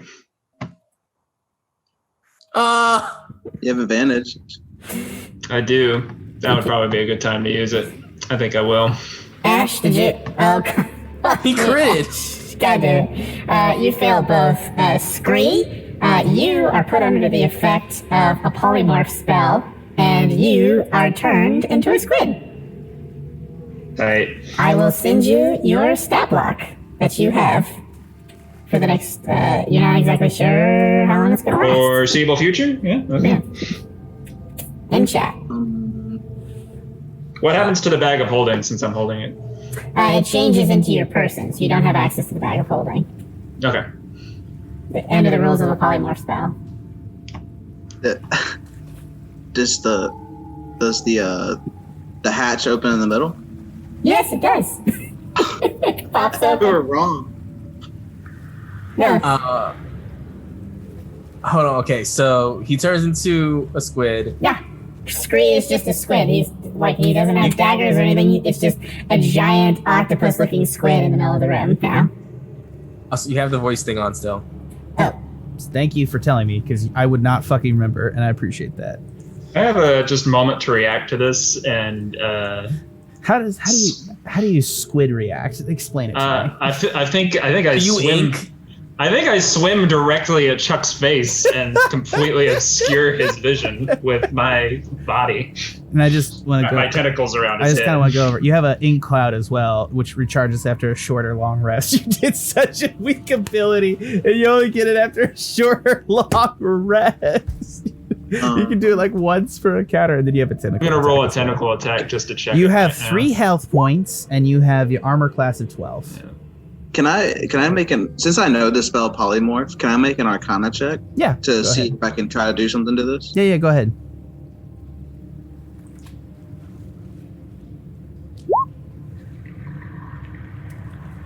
$11. You know that this is probably going to last for 24 hours. You also know that it's a polymorph spell. If his hit points are reduced in this form, he'll turn back. Oh, perfect. I'm assigned it, or I'm a minor illusion to Chuck. Chuck, if we just have to hit him, he'll go back. I promise. I'm still on Chuck's face, by the way. Oh, he can't see it. All right, I try and like, because I can now communicate things. I'm like, bird, please go ahead. Bird. Yeah, you can communicate with him. That's awesome. Yeah. Oh yeah, you can. Chucky now speaks to you in this octopus language. It's just like he like gesticulates wildly. It's Jar Jar language. Scarecrow language. I don't know. I'm like, motherfucking mind flayer spawn. Fucking Zelix told me not to trust you. Now I'm a fucking squid too. Bird. You want me to be a squid like you? Bird. Is that what this is about? Believe me, this is for your own good. And I start punching him. All right, I reluctantly let go and leave pock marks all over his face. Okay. Do you want to attack him, Chuck? Unarmed strike. All right, 1-armed strike. That'll hit, and you'll do 6 damage, which will reduce him to his regular health, and he will turn back into Scree. That was fun. Not a lot of consequence, but yeah, it is what it is. I take stock of myself suddenly and very slowly extend a hand to Chuck, I guess. You Fixing guess. this. You guess. I take it and shake, and in Chuck's mind is like, I didn't know that was gonna happen. Hell yeah. Punched him in self-defense. Okay. Yeah. The hatch is now open, actually- gentlemen. I will gesture small rest. Short. Oh, small. Nice. Well, we could take a rest. I don't particularly need it. But Chuck does. if you do, yeah. Chuck doesn't look too great. I do not look too great. All right. Yeah, you're So- covered in octopus Our- spots. Our characters are going to take a short rest, and so are we, as we are going to go ahead and take a short break here while we are waiting for our characters to rest up, which is not a thing that happens, but, you know, people need to pee. That's a thing that happens. It's 8:33 right now. We will return at 8:45, which will give us like 10 minutes to get rid of anything in our bladders. It's a weird way of putting it. I apologize for anything that I just said. And we will Urinate. return to the Temple of Ondine and the descent into R'la. So stay tuned. Hello and welcome back to the Pen and Paper Pod. Gentlemen, how are you doing? Are you ready to fight eldritch abominations in the depth of the Temple of Ondine? Oh damn, are we like right at a big fight? It's a good thing I fucking short rested then. I'm not going to confirm or deny. You proceed down the well for 100 feet before it opens into the ceiling of a massive underground chamber. The hall beyond is a massive underground cyclopean temple with horrid bas reliefs on the wall depicting decapod-based slavery and the rise and fall of societies at the whim of a massive monstrosity. The hall is shrouded in the darkness, though not magical like the previous hall.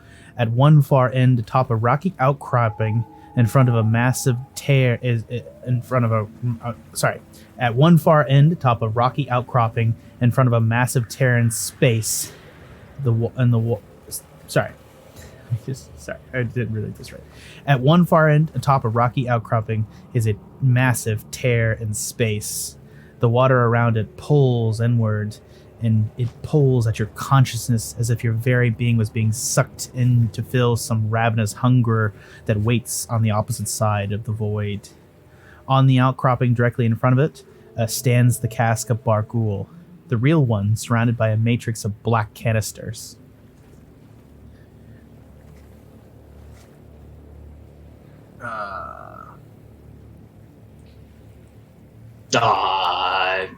And like suddenly all that mystical darkness that was there is just gone. We see all of this. It is very well lit here. Yeah, relatively. As the portal is kind of shining light back from this direction, there's definitely, the whole room is definitely in darkness, but you're roughly 200 feet to the cask of Barghoul, which is the shining gem in the citadel in front of the tear in space. Well, there it is. Let's go get it. Yeah. As you guys begin to move forward, or Chuck, do you not move forward? Yeah, move forward. Okay. I think we should go ahead and cut our ropes. What do you guys think? That's good. Not yet. One of the canisters pop and fires, and a beam of light shoots forward, disturbing the eye-searing portal, and it spreads open like a giant eye winking. And just put this, just so you guys can see the portal.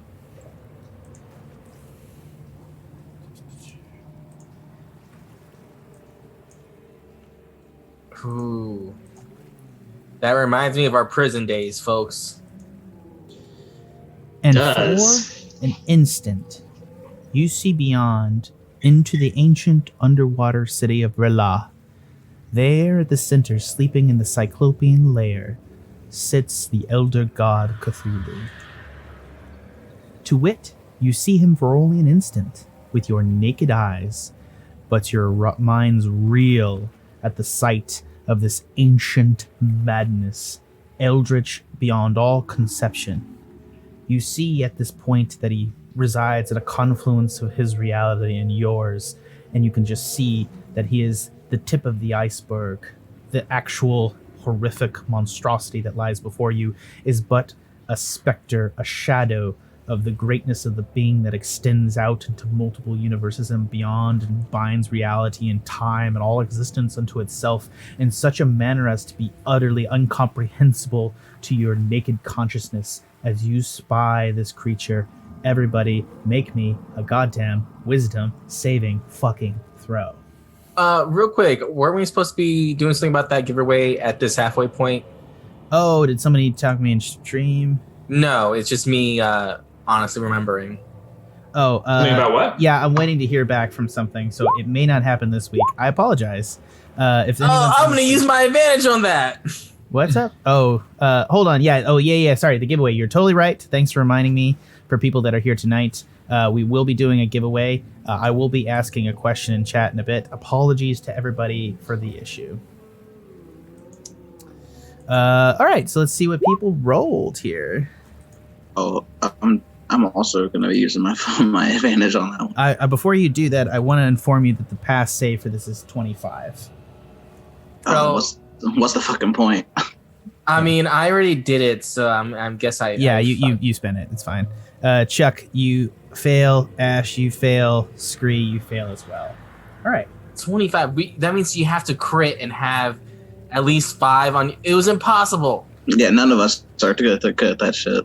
All right. I forget that you guys aren't wisdoms. If you guys had a monk, he might be insane. Like, he's centered and balanced, but, centered, balanced, and not crazy is not what we define any of you guys as. All right. So couple-ish things are going to happen here. All right. First off, you all are frightened for 1 minute, and the source of your fear is obviously Cthulhu himself. So you cannot move forward towards Cthulhu at this point while the portal is open. Next up, Chuck, you don't have to do anything, but I need Scree and Ashe to roll a D100.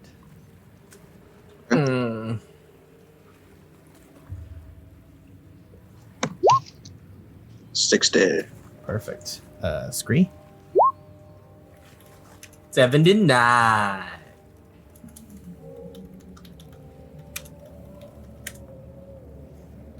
Alrighty, so, and I'm just going to state this for the outset, I have made my own tables for madness, so don't be expecting that your table of indefinite madness is going to match up exactly.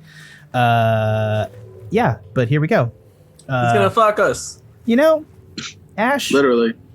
you just need to know right off the bat, and you just, as you get there, you're the strongest, smartest, most beautiful person you know, and you're tired that all these people don't understand that you're the best thing that's ever happened. You gain one permanent flaw. You believe you are the smartest, wisest, strongest, fastest, and most beautiful person in existence. Okay. But What's my flaw? Yeah, what's my flaw? Exactly. Scree, nothing immediately happens to you. And now let's get to Chuck. Chuck, as you look at the monster, nothing happens necessarily in your mind. You're somehow annulled to it at this point, but as you begin to stare at him, your body on one side begins to warp. It bubbles, and you see that your arm bubbles and warps, and great sores like suckers open up along the inside of your arm as your hand lengthens and your fingers lengthen into one single tendril. Your left arm has become a tentacle.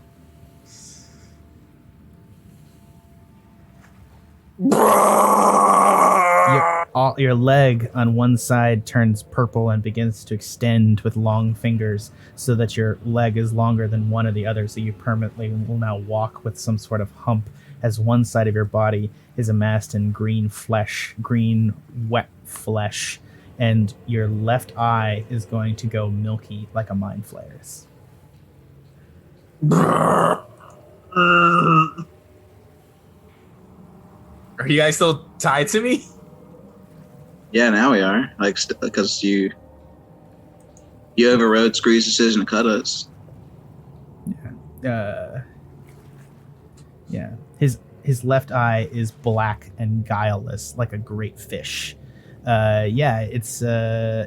got little sucker wounds in your arm. It does not, however, affect your ability to swing an axe, because you can still wrap it with the tentacle. But because Chuck is awesome like that. You now have you now are purple on one side of your body. You have a long mind flayer leg and a big tentacle for an arm, and you have one milky eye.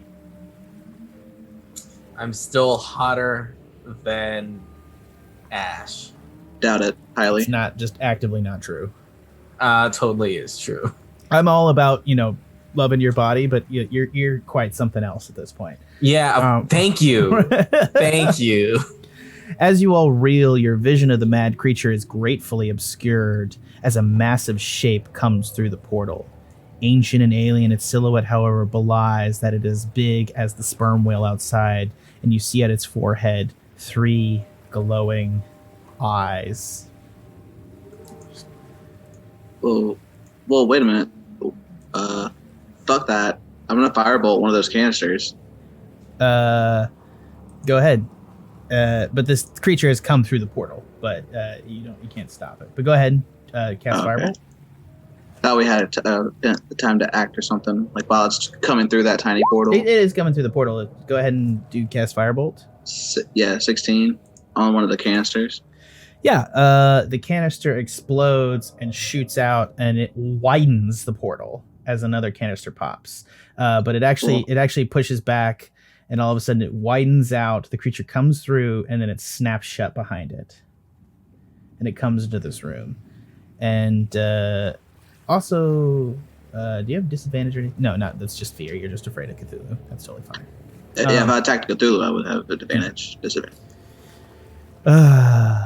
And this creature swims out into the room, and it's just a massive whale-sized tentacled monster with 3 massive eyes. This is an ancient aboleth. You dare return from your to find your contraption? You attempt to foul my master's plans will not stand. You fearful insects nearly brought low by mere vision of my master. I will take thee to him.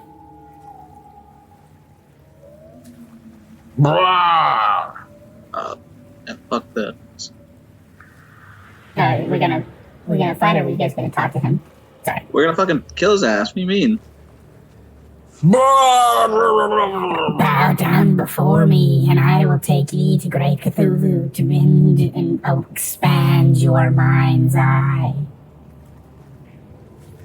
That's not really what we came here for. We just are gonna grab the cask of Bargool since y'all clearly don't need it anymore, I guess. Or, I mean, you're here, and apparently you think you can get back. So You want your valuables, but we shall take it. It shall be useful in the coming days. our valuables. You brought this cask here to cause our we master didn't. to sleep. Lies. Lies and slander. Wait, it's gonna keep their master asleep? You brought this here to foul our plans, and now we shall have our revenge. Whoa. We didn't bring the cask here. We came to get the cask away from here. So it sounds like we're all on the same page. Are you worshippers of the Great Old One? You not appear to have ascended. Your forms are so simian. What? I shake my tentacle at her. You have one ascended among you. Would that you would have been properly ascended.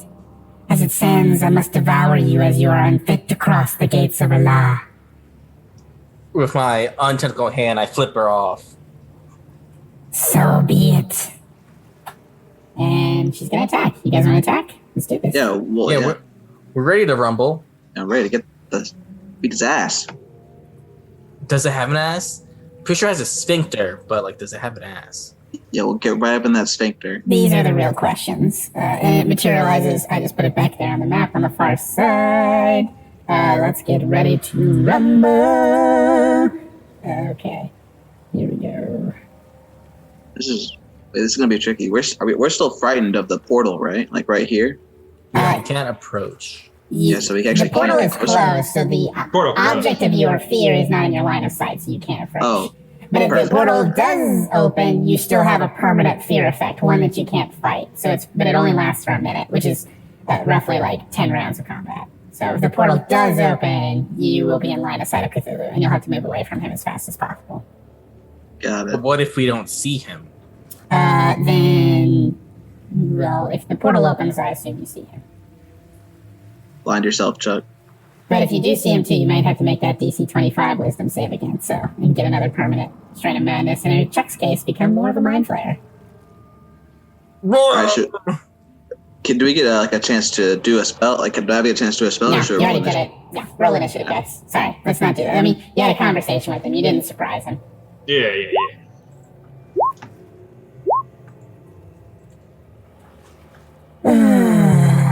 21 for Scree and 6. Where is your roll, Ashe? 13. Perfect. 13. Okay.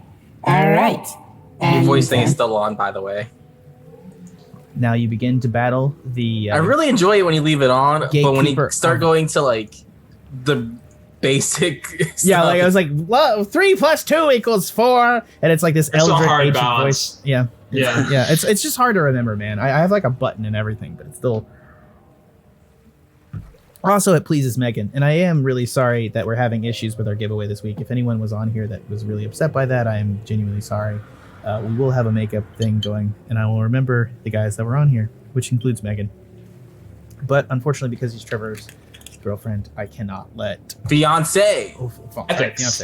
ethically, I cannot allow Megan to win the cauldron. So Just give me more information so I can text my friends going on. So I should have need told her it it was a cauldron because now she'll want it. Yeah, that's perfect. It's a digital contract. If she makes a fake account, she can have. No, I'm just kidding. Yeah. Okay. So, anyways, Scree is up first in the order, and you are roughly. Let's just see here. You are roughly. Oh god, yeah, I'm like hundreds of feet away still. Yeah, you're 190 feet from him.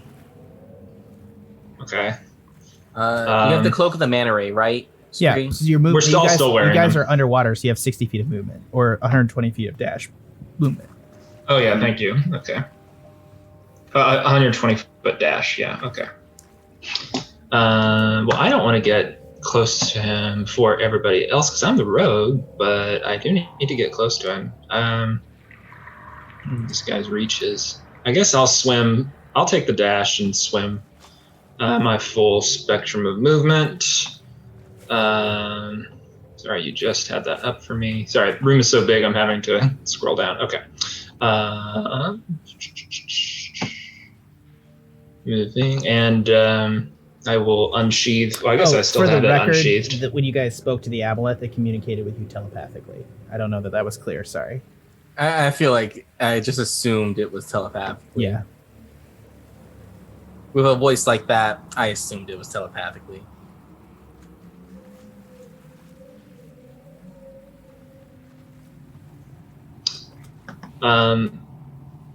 Yeah, I don't think I'm within any range of attack by any means, so I think my turn should just be over. Oh, have you moved your character? I'm working on, making sure I'm not off by too much. Okay, I think that's right. You're fine. Just go ahead. Let's I'll let you. Actually, you know what? I'll go ahead and cast Mirror Image to make myself some doppelgangers. All right, Put that's that in the your doobly-doo. turn. Next up is Chuck. All right. They are 160 feet away from us. He is 90 feet away from us, which means you took the dash, correct? I did, but which I can do as a bonus. Well, so if you took, can. oh yeah, that's right. I was about to say Since I'm a rogue, so that would be using rogue powers. Yep. Rogue powers. Because I don't want to get too close, because if I burst into rage now, I'm just going to waste it, because it's going to go away if I'm not taking damage or dealing damage. Stop talking through it. Just make a decision. Sorry. We want to speed up combat a little bit. We are a little bit slow on combat, and then I think that has kind of been a fair accusation of us. So go ahead and talk through it, but let's go ahead. What do you want to do? All right, I want you clicking buttons in the next couple seconds, okay? Just moving 60 feet away. Gotcha. Go ahead. Well, that's all I'm going to do, so Ashe can set it, because I'm Did you trying to want to figure ready out. an action or anything? I guess, yeah, I ready an action to spring into Minotaur Rage and... Okay, you can't ready it. You can ready an action to start. So rage is a bonus action. You can't ready an action to do a bonus action, I don't believe. So I think you would have to, you can ready an attack. So if he comes close to you within 5 feet, you can set an attack. But you have to set the parameters of the readied action.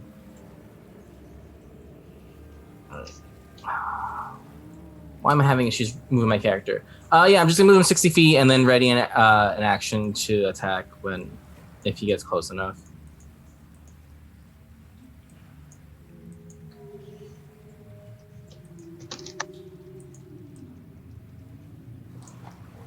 I'll put you right there, and we'll try to figure this out. That's too far. Okay, I will move you back a little bit since you're a picky little guy. I just want to be legit. No, I get it. You are set as controlled by, so you should be able to control that character. Not exactly sure what's happening with you there. Anyways, not gonna fix it on stream. Anyways, next up in the order is his turn, and he is going to he's going to swim around a bit. So he is going to swim 40 feet straight here. He's going to swim 40 feet down towards Scree, and he is within 30 feet of Scree. And actually, how far is he to check English? Nope, just outside. So he is going to use an ability called Enslave. Scree, you need to make a DC 14 Wisdom saving throw.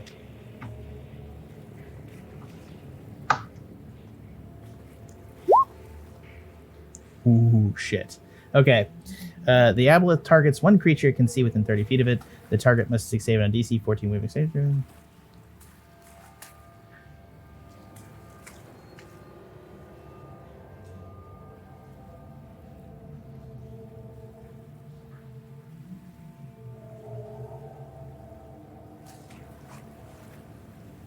All right. Hello, Scree. How are you? A little wet, but fine. The people behind you. They're the ones that hurt your family, Scree. They helped him kill them. It's okay, though. Your family never loved you. Do as I say and help them. And so you are now charmed by the creature.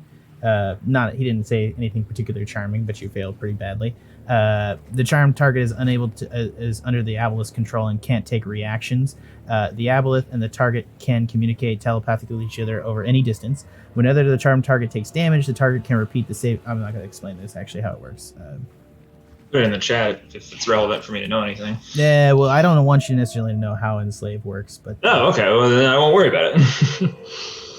yeah. So you can't make, but the point is you can't make saving throws on it until anything else happens. But that is the aboleth's turn, and next up in the order is Ashe.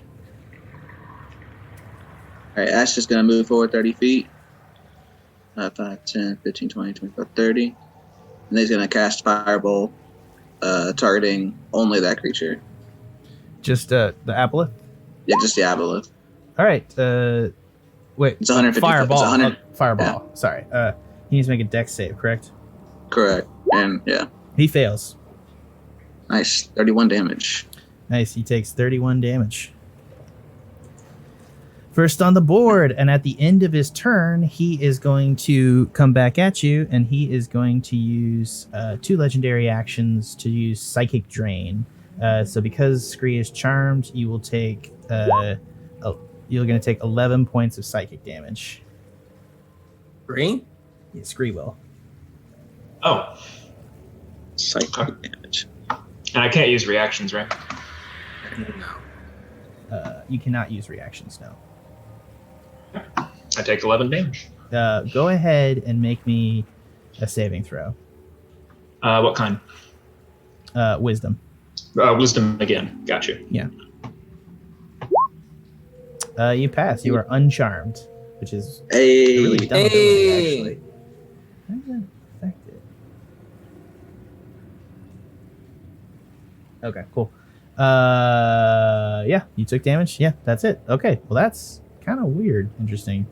Yeah, okay. So that's its turn, and yeah, that's well, it's not its turn. It just took a legendary action, but it's your turn, Scree.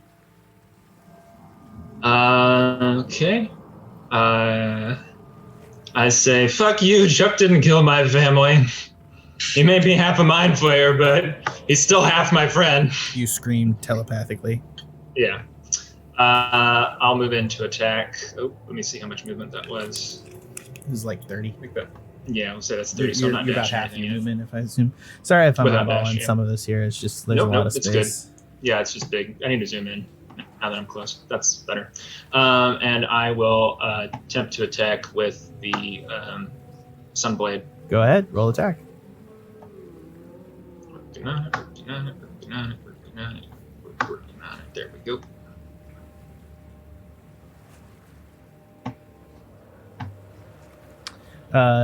That hits Does it hit? exactly its armor. Then can I boom blade it as well? Yeah, go ahead. Well, you should say that beforehand, but yeah, you can do it. Okay. Yeah, so it's going to do 13 damage plus 9. What's the damage, Trevor? Explain it to me.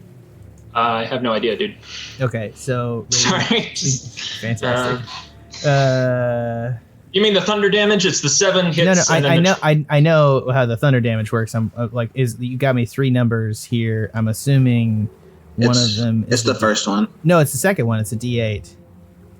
So it'd be 5 because the first. No, it's The first one is one-handed. No, the second one. Look, the one-handed is D8 plus 6 is the damage the weapon does as on the far side.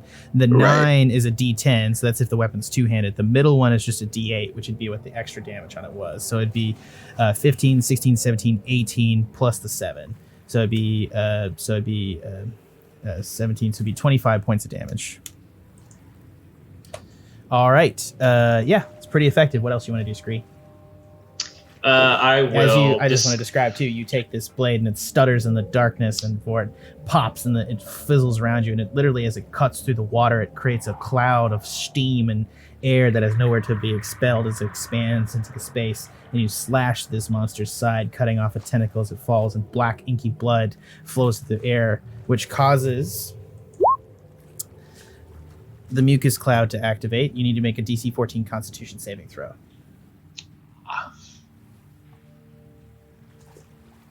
Constitution. You will be diseased for the next 2 hours. Okay. I will disengage and use the rest of my regular movement to retreat back here next to Shep. Okay. Yeah. Next up on the order is Chuck. All right. I'm going to take my full movement and move 60 would put me 2 squares over there. Why am I having issues tonight? There we go. I'm going to move over here. Yep. And I'm going to ready an action in case things come at me. Okay. What else are you going to do? Anything? No, I'm just going to keep my distance and be prepared in case anything jumps out at me. All right. It's the Aboleth's turn, and now it's going to, having gotten more pissed off now, it's going to move up to Scree. It's going to swim right over to him, and it's going to make 3 tentacle attacks. Sorry, that makes... Oh, yeah, I got you. Okay. So... First tentacle attack is going to be 11 to hit. Armor 17. Right. Second will be 21.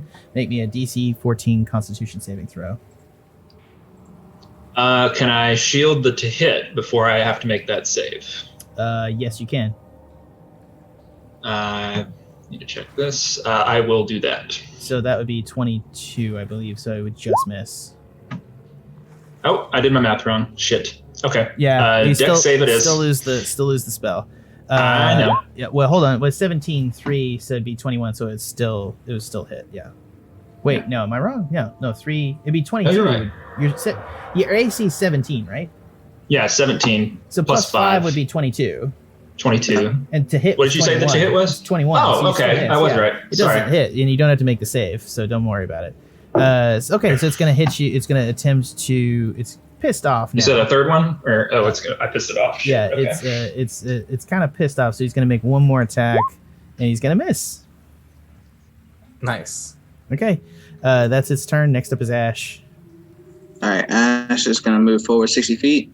5, 10, 15, 20, 25, 30, 35, 40, 45, 50, 55, 60. And I'm going to hit another fireball at him, but hitting behind him so that only in case it just nearly the wave just chars a couple of feathers as you fire. Yeah. Hit it. And I'm going to have it in my hand, and then it's just going to expand in my hand, like bubbles coming off of it, like steam rising, and then just yeet it over there. 15 exactly. He will pass, so he'll take half damage, which I believe is going to be 14, correct? Yep. All right, he takes 14 damage. He is now bloodied. For my bonus action, I'm going to convert a second level spell, so it's sorcery points. All right, as your round ends, he's going to take a legendary action to make a tail attack at Scree, which will be 14, which won't hit. Right. Scree's a monster. All right, Yeah. Scree, it is now your turn. Shit. Chuck, where'd you go? What? Where the fuck are you way over there? Why am I so close to saying? Okay, 'cause I'm not You're doing great. You're tanking the shit out of this. I guess I am. I will boom blade my sunblade again to attack. So boom blade, and let's see if I hit it.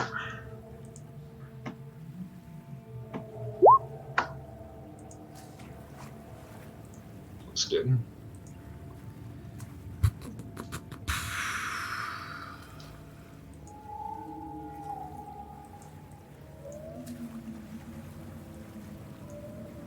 I think I hit it. It was 23. 23. Yeah, that hits. Shit, sorry. Which does 12 plus 5. And again, I think he moved, right? Yeah, he moved. Oh yeah, so the thunder damage would have kicked in. Yeah. Come to So, think of it. sorry. Let me just come back here, guys. Apologies.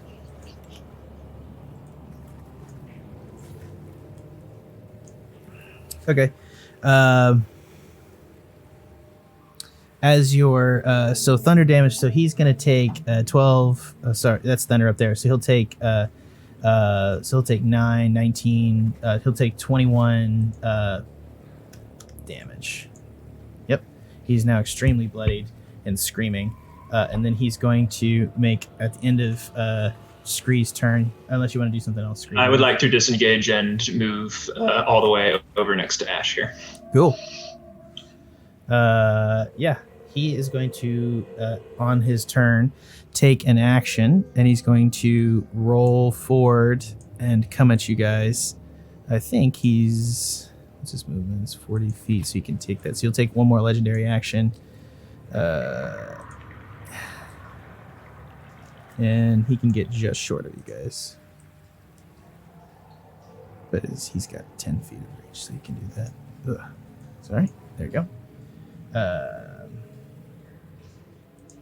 Yeah, there you go. Chuck is up there, just chilling. Next is your turn, Chuck.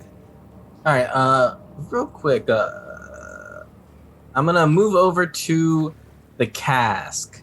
Yeah. Which is well within my movement. And then I believe what they told us before is that the sea axe has to break the chains on the cask. Yeah. So go ahead. You can this turn make an observation, or you can just kind of see that there are chains of black darkness and shadow encircling the cask, keeping it into place on the pillar inside the matrix, with all the tubes around it. You can try to smash some of the tubes, or you can try to cut the chains with the axe. I'm gonna cut the chains with the axe. All right, you take your interact with object and you're able to cut the chains. And as you do, the light of the circle of the matrix goes out as it depowers the matrix itself. And as it does that, you just hear this kind of gentle wailing from the casks. And all of a sudden, as you do, as you cut the cask of Bargul out of the matrix, all of a sudden the portal pops open and you see Cthulhu again. Or I think it's your back to it this time, but it's open and you can see into R'Lah. You cannot see Cthulhu, but you see into the city of R'Lah, and the portal is now open. Jeff, what'd you do? I thought I did what I was supposed to do. Here, I thought you were playing 3D chess. We're playing checkers. You son of a bitch. I still love that. I love every bit of that. Okay. Yeah. So I think that's Chuck. Did you want to do anything with the rest of your turn? All right, so you save humanity, except fail to do it. Because I, so can I grab the cask? Yeah, you can grab the cask. I'm gonna grab the cask. Yeah, you have it under one arm. You cannot swing your ass while you're holding the cask. That's fine. I think that only took 35 of my movement. Yeah. Can I start swimming for the remaining, 15 movement is what I have? Yeah, swim for 15. I'm gonna swim over here diagonally, and that's gonna come with me. Okay, the piece will come with you. Shit. Okay.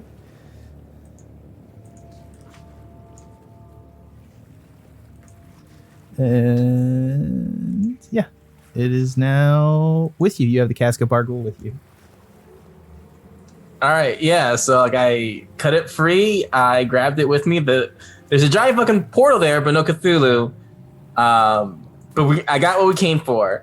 So I kind of gesture over to them to like fucking kill that. It is now the Abelis turn, and it is going to use another enslave, this time on Ashe. Make me a wisdom saving throw.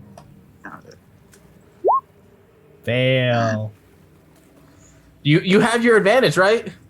No, I used it earlier. Yeah, everybody used theirs. A lot of them. I believe everybody's used them at this point. He's going to laugh maniacally, and then he's going to swirl forward and make a legendary action at the end of his turn to use a tail attack on Scree.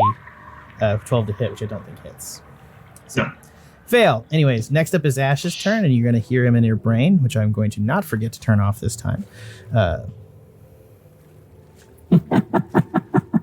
Hello, my pet.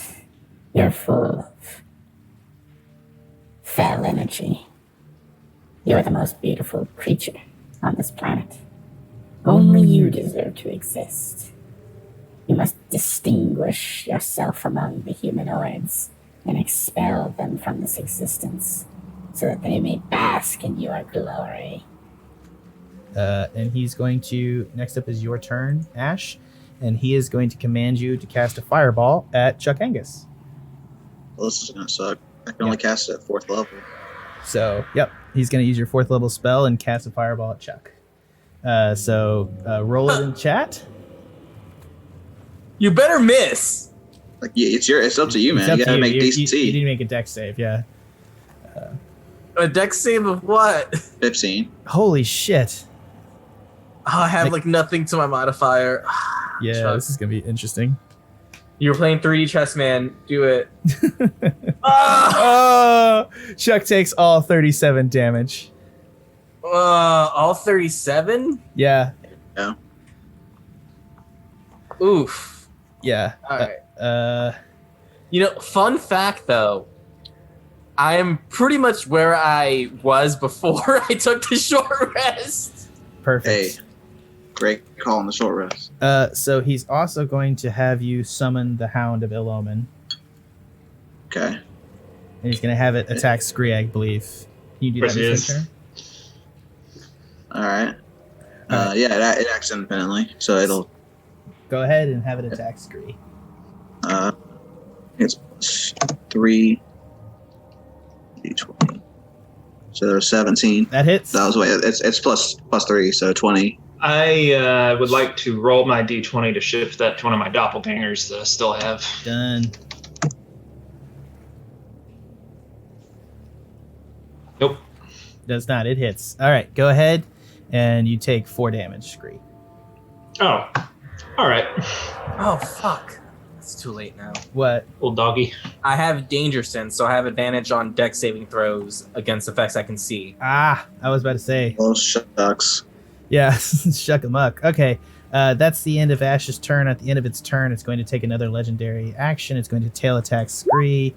19 to hit. It'll do 14 bludgeoning damage. Unless you want to shield. I will shift it or shield. try to shift it, which I will also fail. Okay, you're going to take 14 damage. And I uncanny dodge that with my reaction to have the damage. Yeah. Because it's not a save. So 7. You take 7 damage. Okay. Gotcha. Okay, next up is your turn, Scree. All right. You are in the shit. I am going to attack with the Sunblade and boom it. And I should get sneak attack for, I think, the first time. No, you do not. I don't, because he's enslaved. Yeah, oh, yeah. Yeah. All right, well, I'll attack anyway. Fuck this enslaving shit. Okay. He's extremely bloodied, so let's go for it. All right, 21 will hit. That's 11. That's 17 damage plus 4 is 21 damage. He's extremely bloodied. Still. Yeah. Gotcha. You can also draw an offhand weapon, or you can try to disengage. What do you want to do?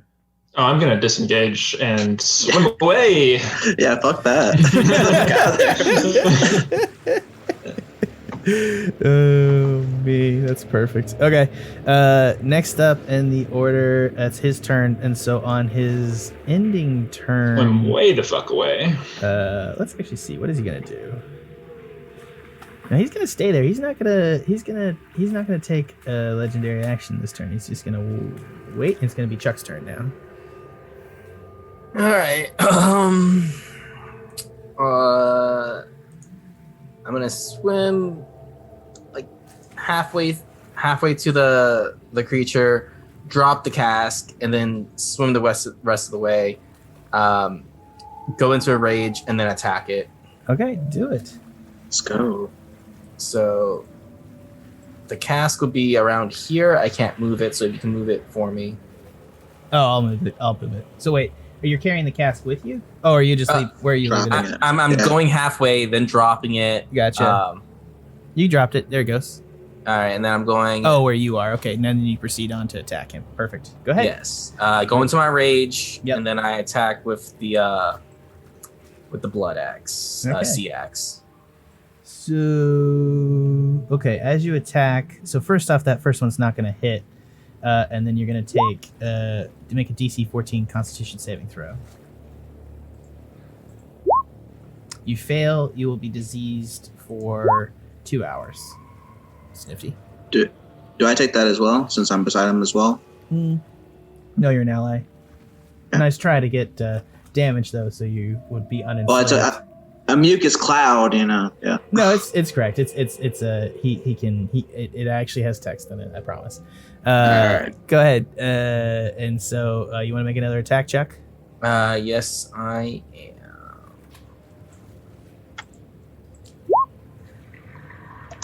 20 will hit, and that's for 17 points of damage plus 2.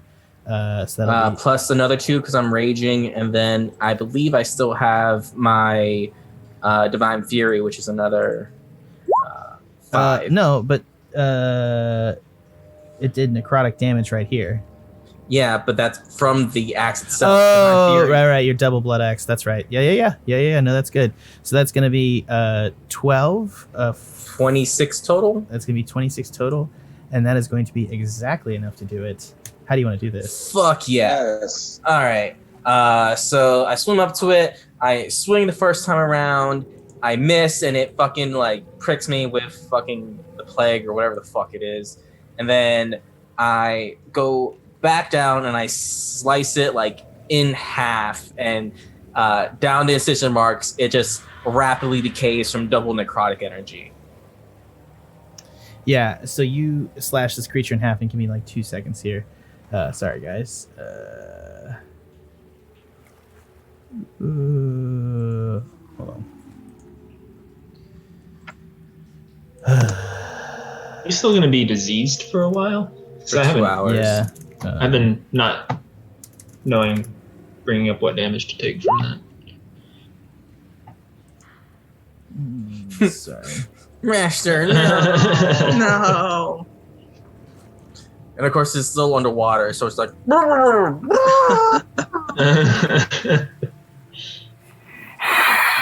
Which thing do you click to do that? Is that the? That's slash me, then whatever you want. You have removed the only protection your reality had from my master. And you've brought the weapon of your own destruction to his front door. I know what not machinations have driven such fools to such peril, but it is so deliciously terrible for you. I may never die, embarrassed though I may be to have died to such insignificant mortals. I am the gatekeeper of R'Lah, and I shall return for your souls. And he necrotically just drains away. It's arguable that I have no soul right now, as he's just blah, blah, blah, blah, blah, blah, blah. Speaks to like nothing. That laugh was perfect in that voice. All right, you guys are alone in the rule, and there's just an open portal to R'Lah, just standing there at the other end of the room, and he is dead. What do you guys want to do? Am I still charmed? No, you're not. After he dies and removed from this plane of existence, the charm ends.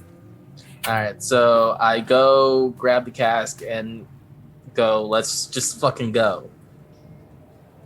Yeah, and while we're running, I'm gonna firebolt more of the things, like the suffering canisters.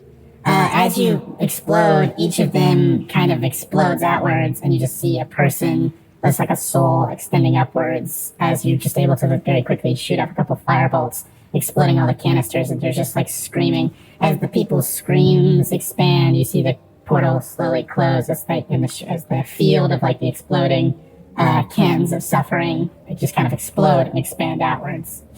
And the eye of the portal just sort of dims, not completely, it just sort of winks, like half closed, like lidded. Yeah, let's fucking go. I'm with Chuck. Let's get the fuck out of here. As you guys begin to I still have the voice on. By the way, you're still eyeballeth. God damn it. I thought I told you. And Why do I do this to myself? I'm just saying, you know. All right. As you guys begin to leave the room, a air pocket forms slowly, like a giant bubble begins to form directly in front of you. As you guys do this, you guys see. Hold on. Let me just move these pictures. Sorry, I need to get better. There's just really a lot of stuff to kind of organize as we go through this. My bad, guys. It's hard to like do dramatic moments and then like try to get your PowerPoint to work at the same time. Megan, I leave, come back an hour later, and Jack still has the voice on. I didn't. It wasn't for the whole hour. Okay, like I did okay for like a bit. All right. As you guys begin at the front of the platform, you see that there is 3 figures on the platform coming in, and the first one in the front is casting a spell, and that spell expands out as a massive air bubble forms in the cavern, expelling all the liquid in the cavern into this air bubble, probably about 120 feet on all sides as you guys slowly flip to the floor, as you guys are now just in this dark cavern inside an air bubble inside the Temple of Odin, and steps onto the platform. Directly below you is Saint Helena and her angel. Where'd my little fishy go? He's flopping on the floor. Fishy! I got it, Chuck, and I'll take the fish and put him in my my water-filled pocket of holding. I appreciate that. I'm just the best. Don't worry about it.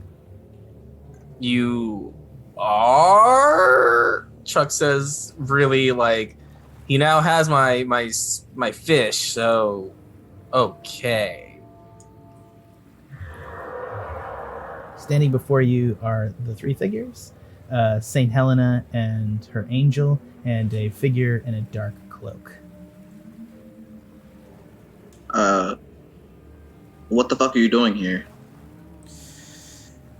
Honestly, waiting for your idiots to finish the job. Took me a while. Longer than it would have taken, shorter than it would have taken you. Yeah, if you're able to come down here, you could have done it yourself. I genuinely could have, but it was fun to watch you struggle. And to be frank, I didn't have access to the axe. I knew you had it to begin with, so it was just a... Did you, though? Doesn't sound like you did. It does, since I'm the one that managed to bring you here and convince you to cut the chains that bind the cask of Bargul. I don't know, you're going to waste the whole wish spell on it. Sure.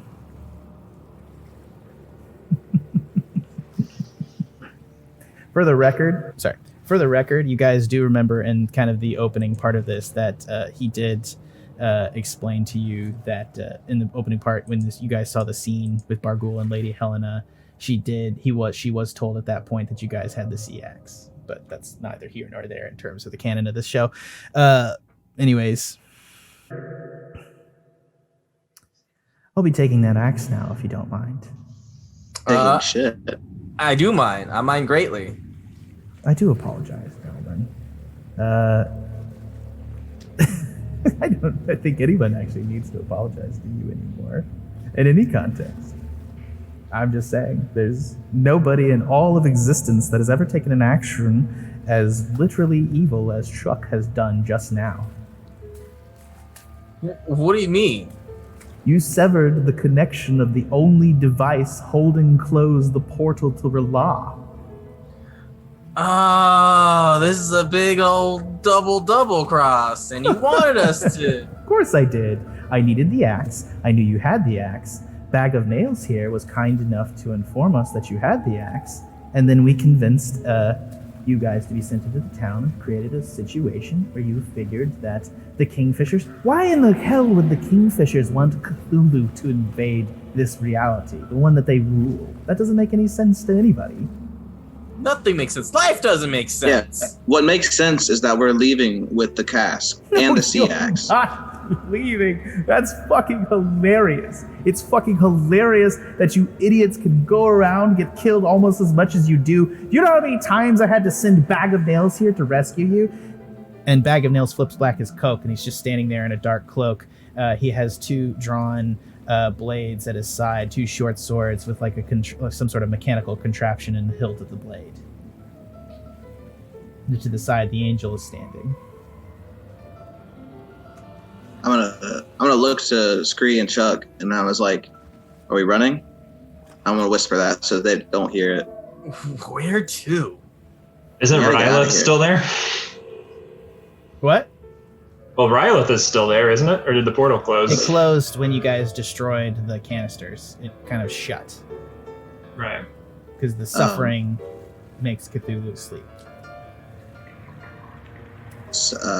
Scree, you still got that vial of suffering?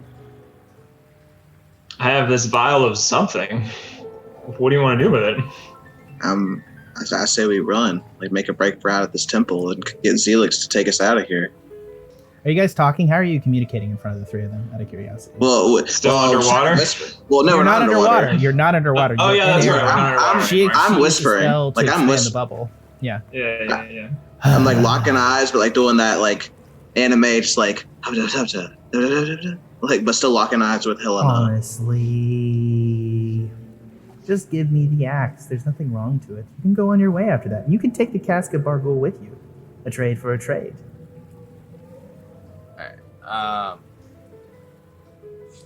No, they're all mine. Spoils of war. Exactly. We have both of them. I'm a Kingfisher. This is literally an angel from heaven that I have enslaved, and this is a mercenary who is at least your equal. You have literally no fucking chance. You think? And then she's going to smack her. Well, hold on. Well, she does actually. Okay, but go ahead. Tell me what you're going to do. I want to summon the Avatar of Death and cast darkness on them. Okay. So again, I don't know. Are you trying to make a roll to take an action before they do to surprise them? I don't think you managed to surprise them unless you're going to try to do a stealth or something along those lines. Well, if you want me to, I would like to surprise them, but okay. if you want me to make a roll for it, let's go ahead. I'll let you do deception or stealth, whichever one. Deception. Go ahead. Well, obviously it's fucking. Yeah, you're not gonna get the heads on that. So go ahead and roll initiative, guys.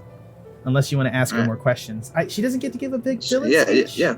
No, fuck her. She's betraying us again.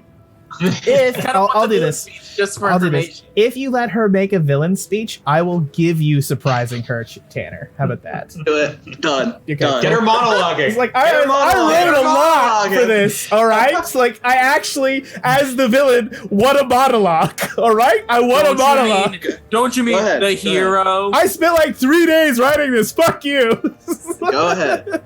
She starts monologue. Okay, she starts monologuing. She smashes her staff down on the ground. And you actually see now that she's holding a staff with a bright white key in the head of the staff, and a translucent sun-like blade comes out the side of the key, creating a giant scythe. And the scythe shines with sunshine, similar to the sunblade.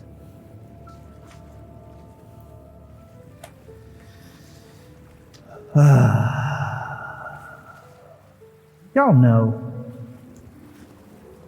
There's no guile in you. There's no value in killing you three. It's utterly, completely pointless to just take a rube such as yourself, take you for all you're worth, and then just, you don't even have the politeness to inquire as to why I did this thing. Why the person that wrote the literal theodicy on the value of good and evil is actually going to help release Cthulhu onto this world. You don't care or even need to know. You're just fucking cut off monsters just surging forward, eating everything. You're just animals that must eat in front of you. Just consume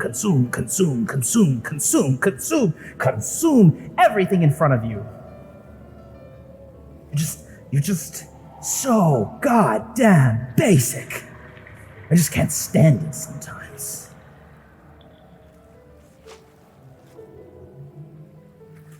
Are you done?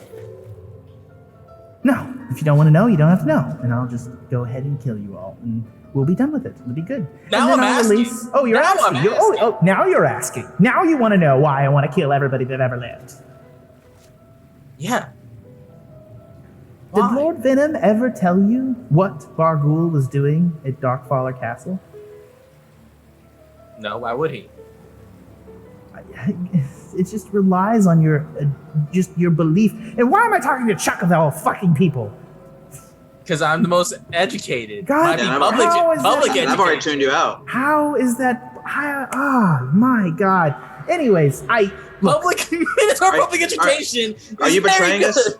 Are you betraying us? Then I don't want to hear it. I am not betraying you. I was betrayed long before you were betrayed by me. I was betrayed So you are betraying us. by our gods.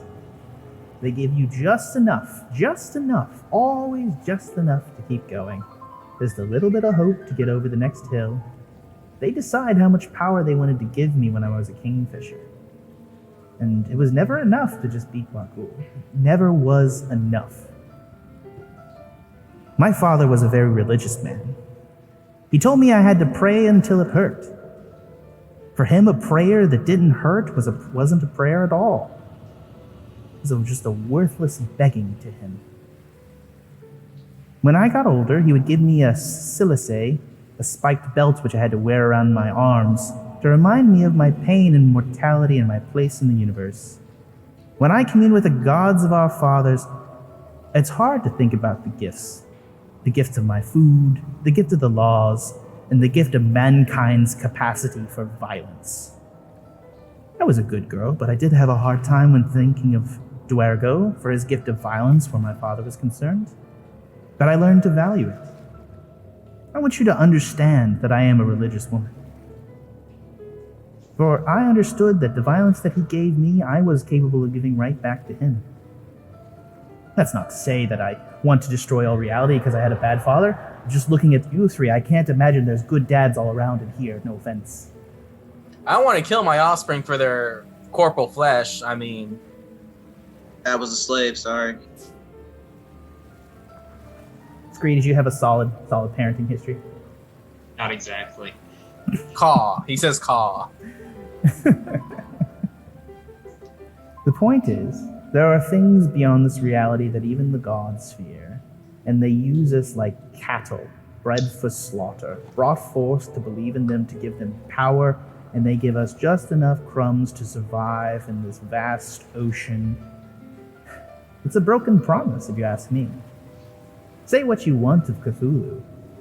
He fucking delivers. The terms of the deal are the terms of the deal. There's no ambiguity to them. I will give you untold power, you will be able to take vengeance on Barghoul, and then I will have you unmake all of reality. It's pretty simple. So Well, you're a agreed. petulant child who wanted to be spoiled and didn't want to truly work hard to get things in life. I'm also a religious, devout being, sir. My Minotaurian god gives me, like you said, just enough. I have almost died multiple times, but I know that I survived, and so I fight harder to not get down there again.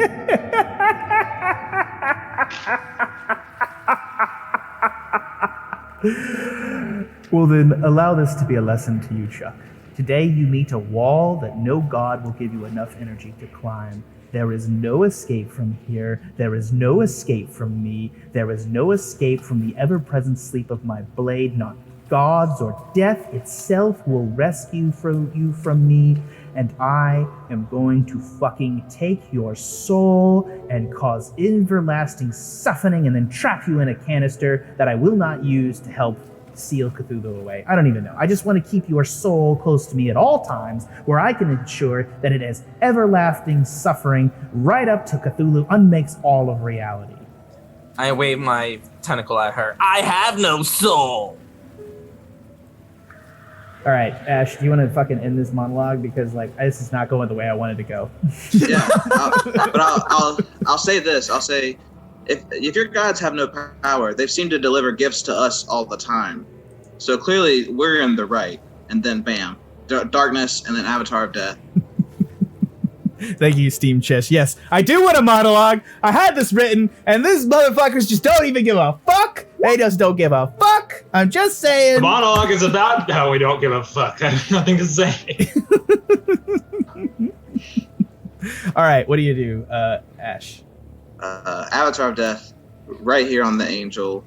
Darkness all around, and all right, like centered on Helena, so it's like it encapsulates all of them. So if it's a surprise action, she can't use a reaction to counterspell, can she? We'll see. She can use a reaction. I think they're caught, flat-footed, so I don't think they can. I think technically it's flat-footed, so it doesn't count as reaction. So yeah, darkness is in a 20-foot around her. Yes. Okay, yep. All three are enclosed in darkness, and the Avatar of Death is become apparent in front of the angel. I'm going to put something on the board for her. I'm going to look to her. Go ahead. I'm actually just going to copy a little Ashe, and I'm going to name him Avatar. What's up? He is an Avatar of Death. He is an Avatar of Death, so that's perfect. Okay, cool. I'm going to look to my friends and say, let's get the fuck out of here now. All right, roll initiative. Yep. What do you want, Chuck? Honestly, I was gonna kind of just shout to him, like, worst case scenario. Oh shit! Crit 20 on initiative. Let's go. Okay, let's go ahead and Chuck's going to be top of the order. You're holding the cask of Bargool. You cannot wield your axe, the axe, while you're holding the cask of Bargool. Can I shove it into the bag of holding that Scree has? No, there's not enough space in the bag of holding to cast a Bargool. Can I tie a rope around it to strap it to my back? You'll have to take your action to do that, yes.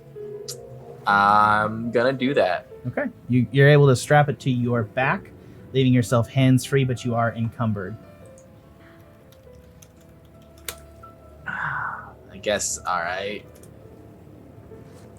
I can at least defend myself now.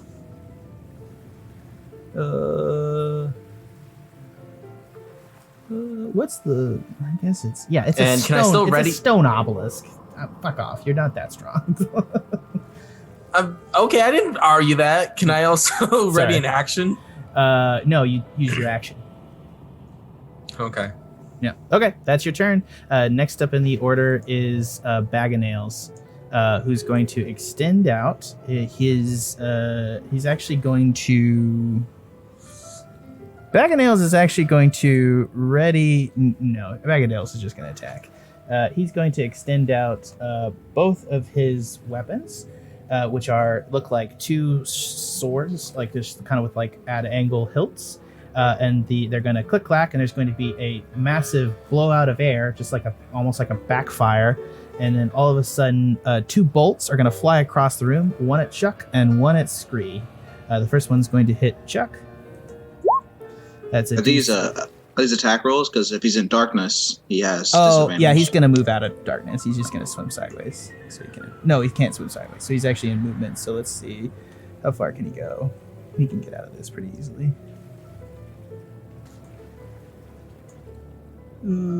Snap. Can he? Because now we're just on the rocky surface. How much movement can he take? Yeah, you could take. I mean, it's only 15 feet of movement to get there, and he's out of the darkness. Or, I got 5, 10. Okay, yeah. All right, he can take another step up, so he's going to get in your range, but he'll be out of darkness. And he's going to take 2 attacks. The first one's going to hit Chuck for 15. What's your AC, Chuck? It currently is 13. So that hits. Make a DC 15 saving throw. What kind of saving throw? Constitution. 25. You pass. Which I believe so you're gonna take 11 piercing damage, which I believe you're not in a rage though. You're not. A rage lasts for 10 rounds up to a minute, unless it was the speech was more than a minute. You lost rage. Okay. So I guess you could have gone into a rage on the round, but you had it on your back. But you used your action, so you would have lost rage. Yeah. Okay. So she's gonna hit you for 11 points of damage and 15 points of poison damage. So she's gonna do 15 plus 10 is 25, 26 points of damage to you, Chuck. Damn, how much would I have taken if I failed that? 31. Fuck. All right, guys, this is bad. This is very bad. So he's also not done yet. He's going to use his other attack, and it's the other bolt's going to fly at Scree for an attack against Scree, which is going to be a 20 to hit. Scree, make a DC 15 saving throw. Again, it's 20 to hit. I guess you could shield. Yeah, I can shield just a hit. I'll go ahead and do that. If you had not and failed to save, he would have taken 36 points of poison damage. Yeah. Okay, that's his turn and his attack. So he took 2 actions and he used his offhand weapon to attack.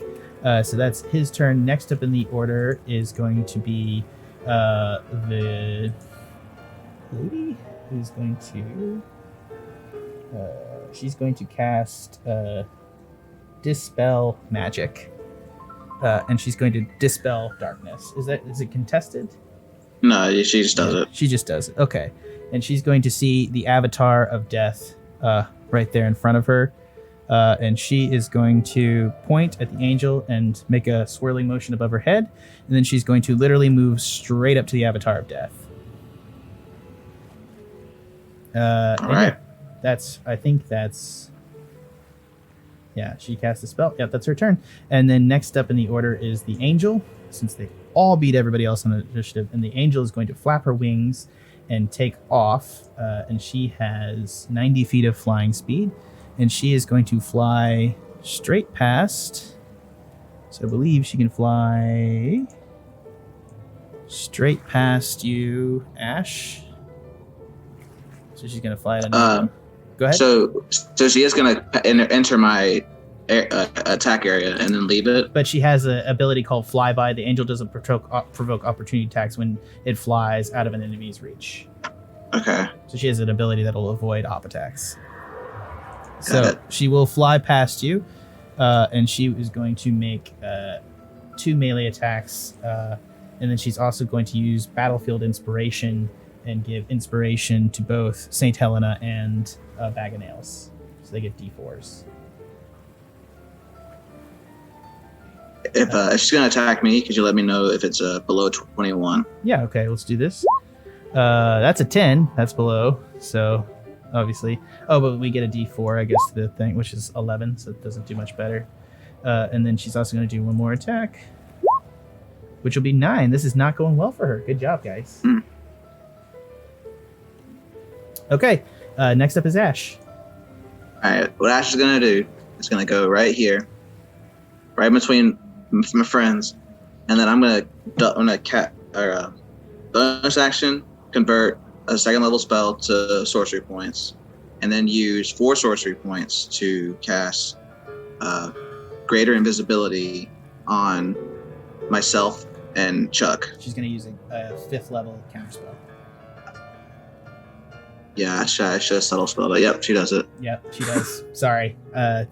Oof. Yeah. All right, that's good. That's cool. I should have subtle spelled it. Yeah. Sorry, man. I mean, I saw it revving up, and I was like, I should mention that she probably could counterspell, but I mean, it is what it is. But I have the counter to that, which is subtle spells. But whatever. Yeah. Sorry, man. It's fine. That's my goal. And then After that, I am gonna move, and then I'm gonna go back into the water if I can. I think that's 30. I think that's 30 feet. It's not from there. She expanded it out 90 feet from your guys. So from literally, I think where Chuck's currently got the cask is 90 feet in a circle. Okay. So then that'll be 30 feet, I think, right there. And you right can here. and you can see that kind of on the map. There's like a little bit of cliff's edge. Moving down to each of the cliffs, you could probably just be fine. You could just jump down. It's not that far. Okay, but I'll be on the cliff's edge right there, and that will be my turn. Oh, and then the avatar will use his turn. Go ahead and make the Avatar of Death attack. I think you have the thing for him, correct? Yeah. 1, 22.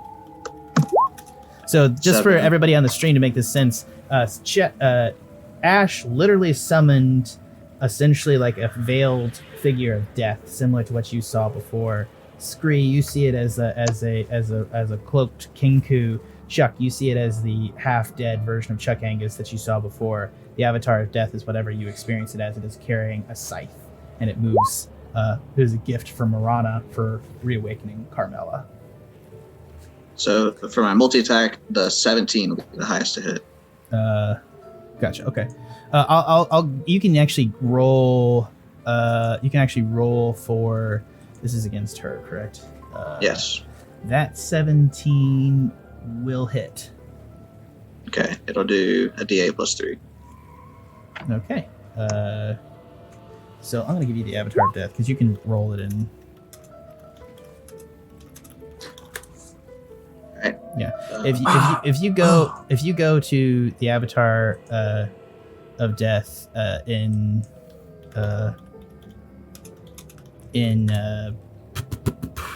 D&D Beyond, you can click the buttons and you can roll its attacks for you if you like.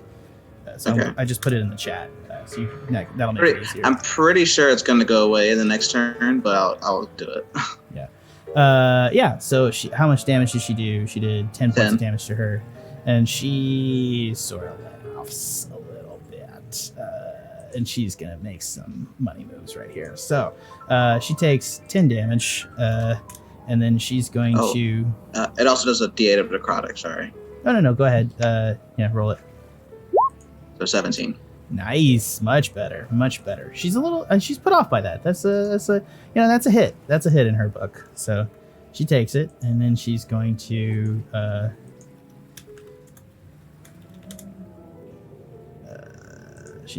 make 3 scythe attacks with her scythe. No, she makes 2. She's gonna make 2 because that would be way insane if she made 3.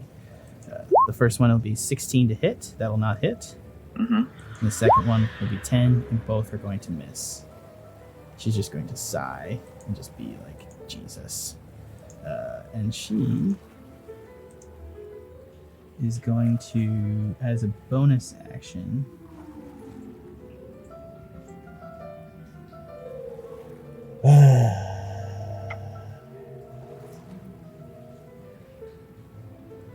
sorry, I'm taking too much time.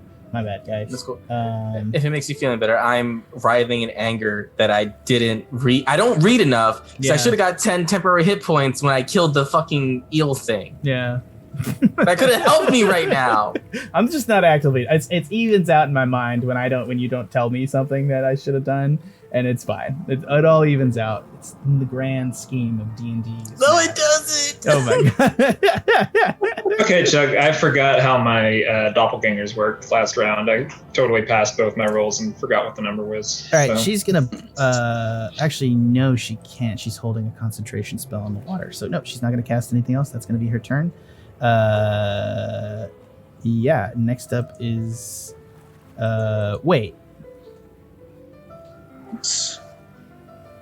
It was the Avatar of Death's turn, and now it's Scree's turn. Oh, she didn't have a move. Why did she move? I'm so sorry. That was my bad, guys.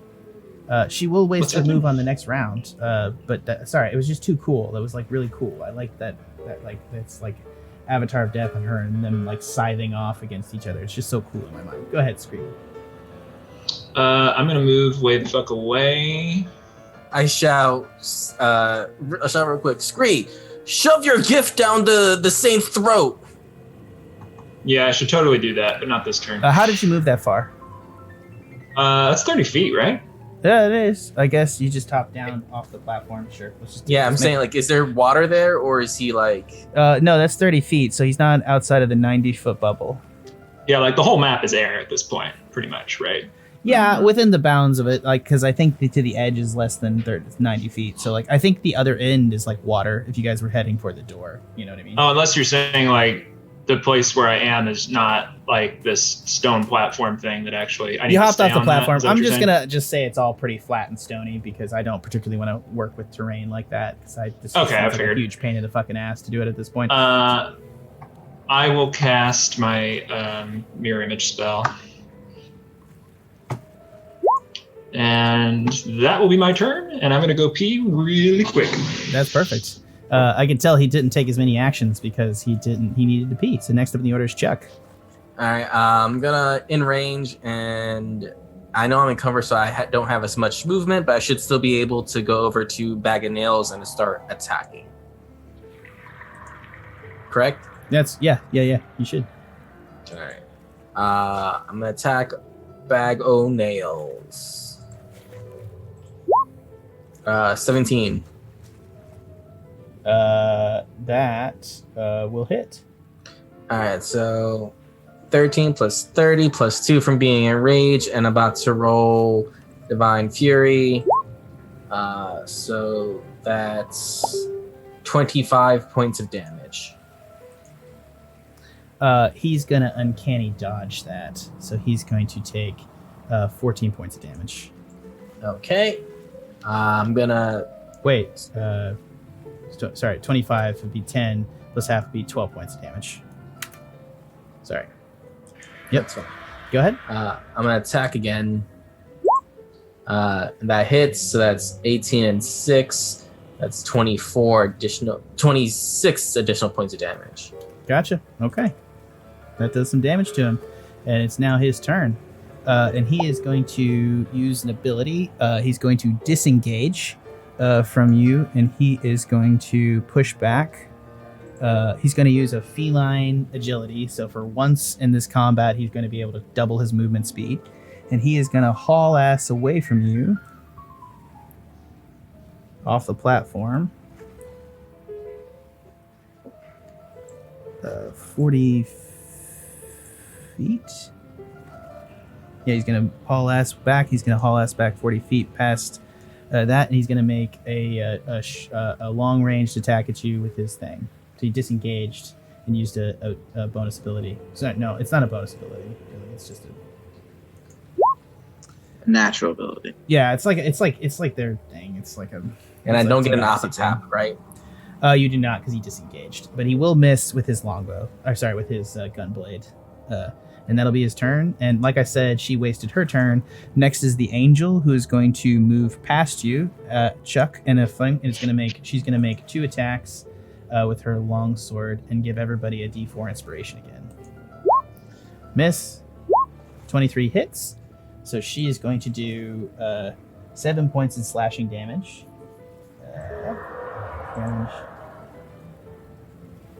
And she will do 17 radiant damage to you. To who? To you, Chuck.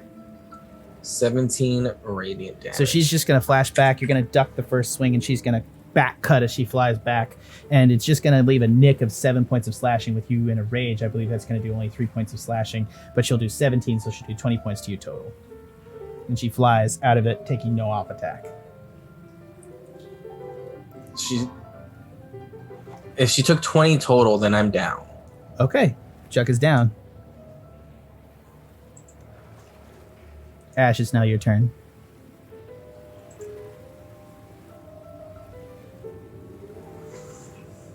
I am going to twin a firebolt, targeting the Battle Force Angel and Bag of Nails. Do it. Roll attack. Yeah. 21 both the times. So, yeah, and that's the appropriate damage.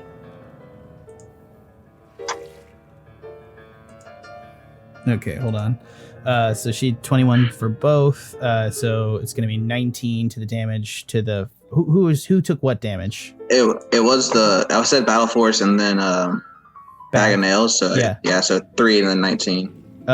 So Bag of Nails took to 19 to Bag of Nails and 3 to the Battle Force Angel. Yeah, Bag of Nails is not looking good. Battle Force Angel takes 3. And then for my bonus action, I'm going to convert a second level spell to sorcery points. Mm-hmm. And then the Avatar Death is going to attack twice. Do it.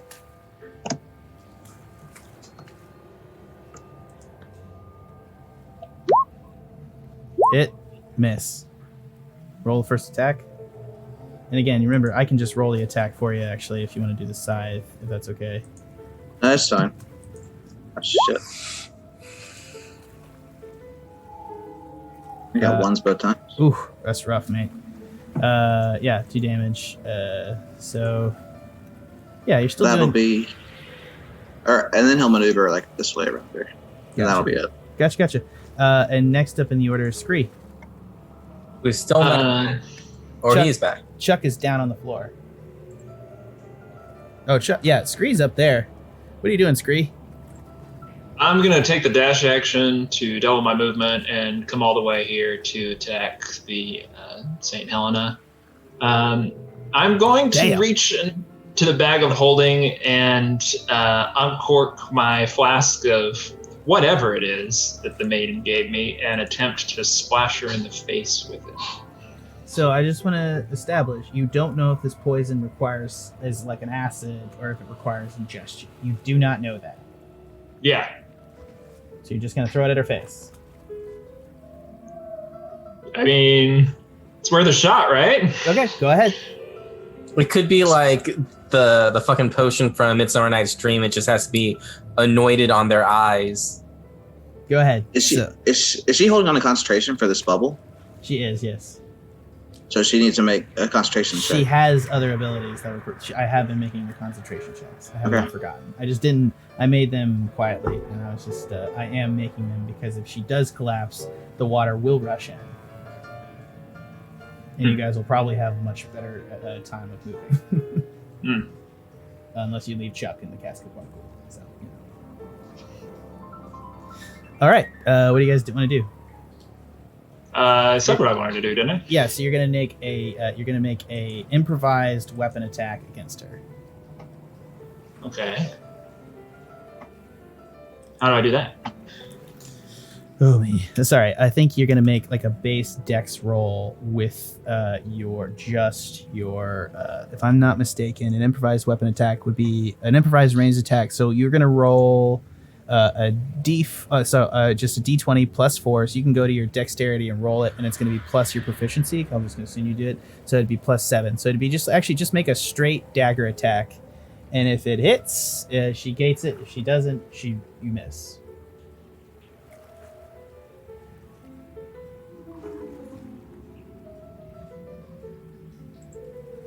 $19. That hits, and her face begins to sizzle as the potion burns, and you just see that like bright pink lights explode out of her face, and she screams as she whirls around with the blade. She's actually whirling her scythe all over the place, and she is going to take a sizable amount of damage. Go ahead, and I'm going to send you something. I'm just going to put the damage in there. Did she lose concentration? We're gonna roll that at the end of this. Sounds like a lot of things are about to happen. A lot of stuff's about to happen. We're gonna see. Sounds like I did a thing. Did I use up all the potion, by the way? Yeah, you did. I figured. Hold on. Okay, so she's going to take, because you hit, she's going to take 10d6 plus 40. Plus 40. That's pretty good. She's gonna take 75 damage. Ooh. As Is it enough? as it just explodes. It is not, but she is bloodied. Straight up. And in that concentration. Jesus. And now she's charmed to Scree. Is she? I don't know. I don't know what this thing does. She is not charmed. Only people I don't want to explain. You can try to figure out what the potion does later, because I don't think you guys really understand arcanically what happened. Arcanically. Ashe, do Arcana check. Oh yeah, the thing that's going to happen is this A little late concentration. for that. Yeah, that was Scree's turn. Next up is Chuck. Chuck, make me a death saving throw. Death saving throw.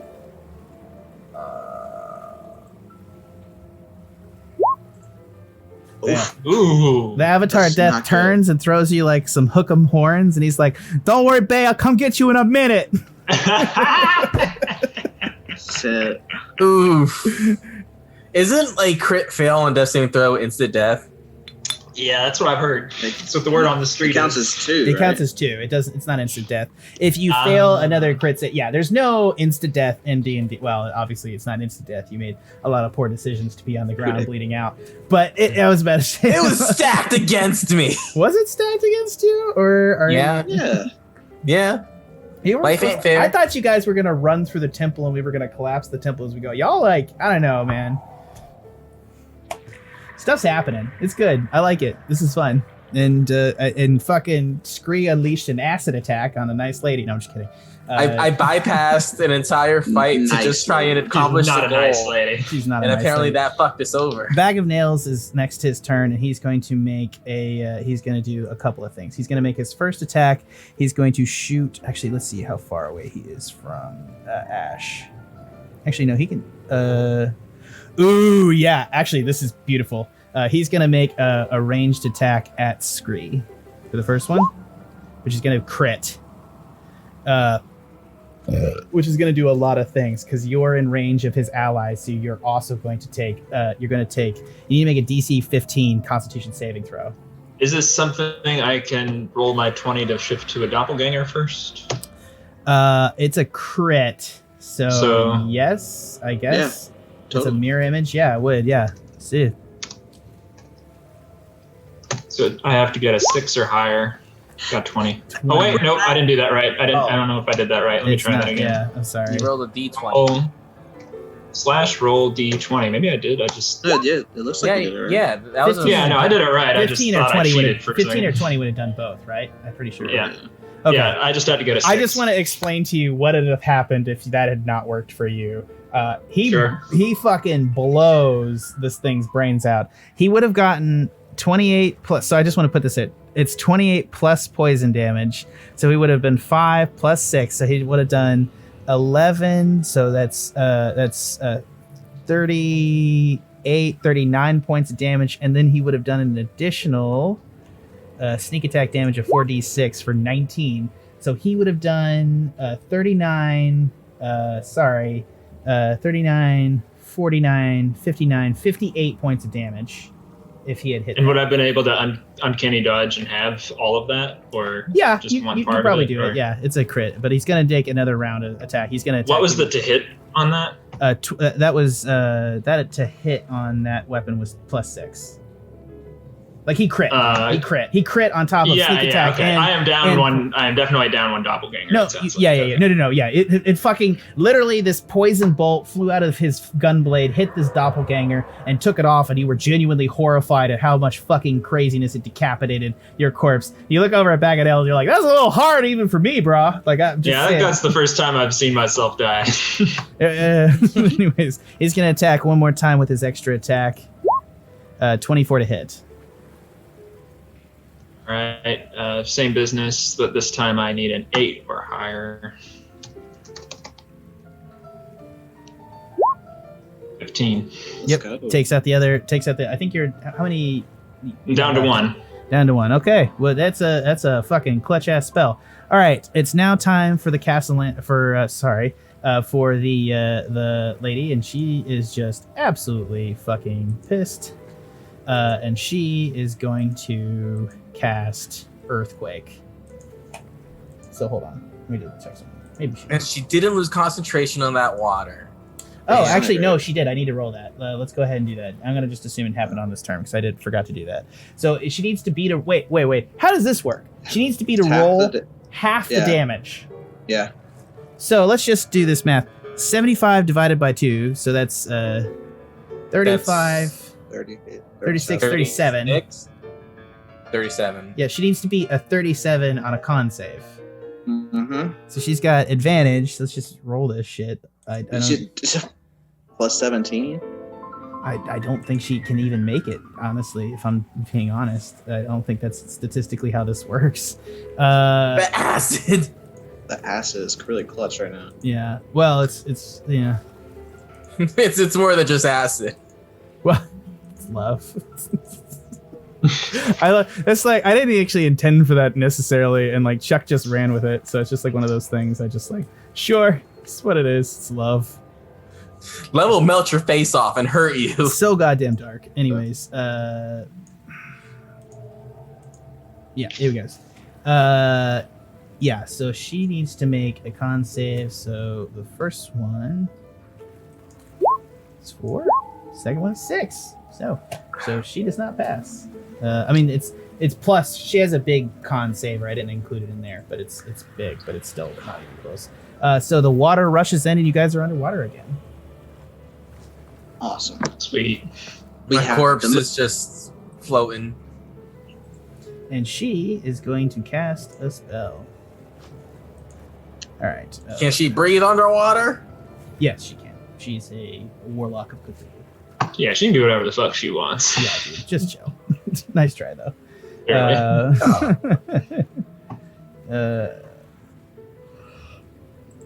Okay. All right. She creates a seismic disturbance at a point on the ground that you can see within 100 feet. For the duration, an intense tremor rips through the ground in a 100-foot radius centered on the point and shakes creatures and structures in contact with the ground in that area. The ground in that area becomes difficult terrain. Each creature on the ground that is concentrating must take... Actually, I don't think you're technically on the ground, are you? Loading. Yeah. I didn't think that through. Okay. Instead, she's going to cast Divine Word. She utters a divine word imbued with the power that has shaped the world at the dawn of creation. Choose any number of creatures you can see within range. Each creature... Oh, hold on. So she's casting this instead of Earthquake. Yeah. Each creature that you can hear must make a charisma saving throw. On a failed save, the creature suffers an effect based on its current hit points. So what is everybody's hit points? Well, Other than can Ashe. she speak underwater? Can she speak underwater? Oh, shut up, man. We couldn't. Yeah, you can, but you can cast verbal components. Well, I'm saying, but like, if we can't hear what she's saying, and we had to actually go about this by where we couldn't actually audibly talk to each other underwater. Okay, I love you, man. If you can cast Fireball and the verbal components for Fireball, she can cast Divine Word.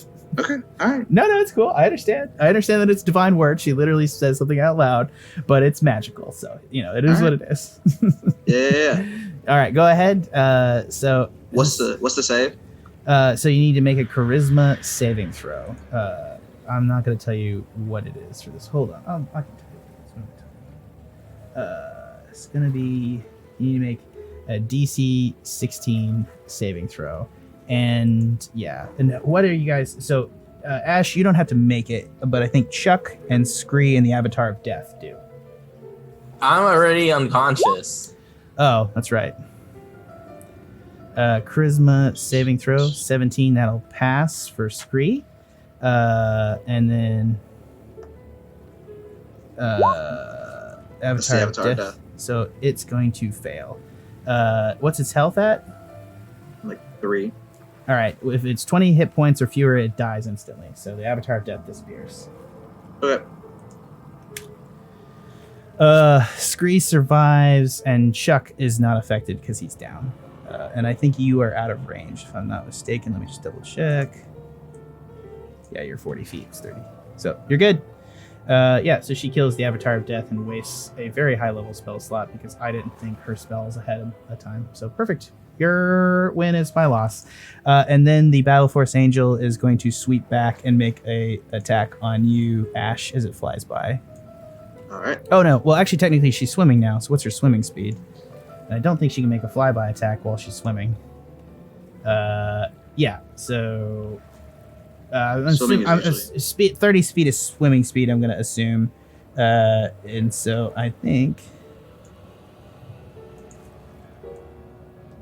Yeah, she can get to you. So she's going to flap her wings underwater, awkwardly like an underwater chicken, and she's going to make 2 longsword attacks at you. 17 to hit. I will shield it. I gotcha. So that won't hit, correct? What's your AC? It is now 21. Gotcha. Awesome. So the second one will be 24.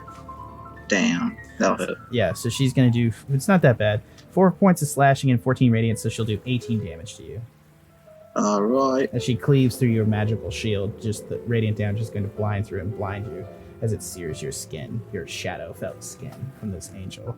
And you can see that she's weeping as she attacks you. The collar around her neck biting into her, thorns in the collar, black thorns oozing with black blood are cutting into the angel's neck, and you can see gold blood running from her neck. Gross. Next is Ashe. All right. I am going to bonus action convert a 2nd level spell to sorcery points, and then I'm going to disengage as my action. Holy shit! Do it. Where are you swimming? Going here, and then I'm gonna yell to Scree. We have the movement advantage. We can leave right now. Leave And I'm where? going out of the temple. The door's this way. Yeah, it's down here, isn't it? Like down at the Hold bottom. on, you're underwater now. You guys can no longer communicate. So yeah, you're just like, that's a good point. And then I'm going to I'm gonna hover over the cask, and then that'll be it. Cool. Yeah. So next up in the order is Scree, who is engaged with Saint Helena, who's her burned face, and she has a hand. You can see one eyeball and the other one's mutilated, running with pink bubblegum-like protrusion from her face dripping onto her cloaks, and she's just staring at you, screaming with raw agony, a sizzling scythe sunblade in her hand, swimming through the water as she floats ominously, her gown coming undone, and her, not undone, but like, you know what I mean, just kind of, okay, Scree's just gonna attack. You know what I hear? Everybody's done with like my description. I get it. No, you keep going. I just wanted to set it up she for hits. you. She hits. You hit. I hit. And that's going to be 1, so it's going to be 10 plus 7, it's going to be 17 damage. She's very bloodied. And I will disengage and swim away. Okay. Smart decision. And she does not have as good a swimming speed, but next up in the order is going to be Chuck. Big roll. Saving throw. You don't know that. 18. Yes. Oh, Chuck is alive. I didn't know. That's one success. Okay, he's one success. Well, he's sort of alive. I mean, you guys could do something on your next turn. Okay. I have not 2 dead. failures right now. Next up in the order is Bag of Nails, who is going to swim forward. That water is really refreshing and knocks some sense into this down. And he is going to Horse. make a couple of attacks here. He's going to make the first one. He's going to make the first one on you, Ashe. Right, it's 23 to 21 hit. still. 23 to hit. Okay, yeah. And make a DC 15 Constitution saving throw. You save, and you're going to take 11 plus 4 will be 15 points of damage. Okay. Where's your health at? 25. Gotcha. Scree? 37. Got it. Okay. Next up is her, and she is going to, because you guys aren't near Chuck, she's actually going to swim over 5, 10, 15, 20, and she's going to use her turn to interact with object and reach down to Chuck's body as he is unconscious, and she's going to take the sea axe from him. And then she's going to use her, that was her action to interact with objects. She's going to use her other action and begin moving away towards the exit. Actually, no. You know what she's going to do? She's actually going to move 5 over, and she's going to wave at the angel. Oh no. They're going to bamf out of there. Next is the angel. And as she's going to not listen to her, and she's actually going to roll up and attack Chuck. And she's going to attack Ashe. She's gonna attack a corpse? No, Ashe. No, oh well, I mean maybe he'd attack a corpse. You never know. Angels are into weird stuff. She's gonna miss and miss, and then she's gonna move down here around you, and that's gonna be her turn. And next up is your turn, Ashe.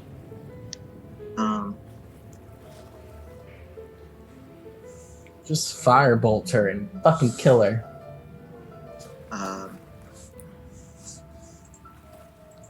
Yeah, trying to think of if I can do better spells than Firebolt. And I can't.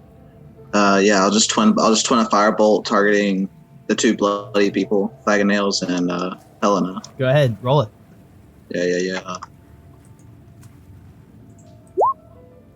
17. So Which hits who? Bag of Nails was 17, Helena's the 11. Okay, it doesn't hit Helena. Yeah, go ahead. It doesn't hit Helena, but it hits Bag of Nails for 10 points of damage. Bag of Nails has 11 health left. All right, and then for my bonus action, I'm going to convert my spell points to a spell slot. All right. It's going to be 3rd level. Scree, you are up. I move in towards Helena to strike. Wait, she moved. Doesn't she take damage because he boom bladed? Thank you for reminding me. How much was the damage? I forgot to. Yeah, you guys keep forgetting. 10 thunder damage. She takes 10 thunder damage. Yeah. She now has 51 health. Whoa, shit. Okay, maybe we do need to get out of here. Well, she's about to just bamf out of there with the axe. The angel has taken 3 damage this entire combat, by the way. Yeah, I know the angel's nowhere close. Bag of Nails is 11 health points. Bag of Nails is the only guy that looks like shit. Yeah. I'll keep going to Bag of Nails and attack him instead. Okay. Did you have to take this? I assume you move around her. I'm not going to bust your balls. Go ahead. Unless... Roll attack. Yeah, okay. Roll attack. Hang on it. Sorry. That hits. How do you want to do this? Let's go. I want the boom blade sizzle of the sun blade to just evaporate him. Yeah, you just lunge forward, and you guys are like both rogues by nature, and he comes up with both gun blades, getting off 2 shots that you swim through, and you just like a needle dart as a Kenku rides like a fucking dart from a dart gun underwater in a bad James Bond movie. You rocket in, and you have your lightsaber turned off, and you come right to his chest, put it straight to his chest, and just and the whole blade comes alive, shooting straight through his chest. And he just looks startled as his insides boil in the pressure and the water boils around his face. And he looks shocked as his gun blades fall to the sea floor. And you just rip it up straight through his face, bisecting him. I don't know if Scree actually do that, but I wanted to roll. No, that's good. Yeah, cool. That's I'm glad we all are on the same page. Bag of Nails is dead. Again. I think I still have... How much movement? I still have a shit ton of movement left. I'll swim all the way back over here. All right. God damn. Yeah, I think next up is Chuck. All right, so let's see the saving throw. No whammies. No. Oh. Chuck, you die. Straight up, no turn backs, you're dead. We'll deal with that in a bit. Next up is the woman, and she's going to begin swimming away, just sort of doggy paddling towards the exit. And then she's going to begin casting a spell, looks like teleport. I would like to counterspell that subtly. Yeah, go ahead. And if you subtle spell, that means she can't reaction to do counterspell, correct? Correct. Yeah, so she can't counterspell your counterspell. So it's just a straight action. And I think it teleports 7th level. Yeah, so I have to make a... You'll still need to make roll. a check. It's a what is it? It's my casting level check, right? Yeah.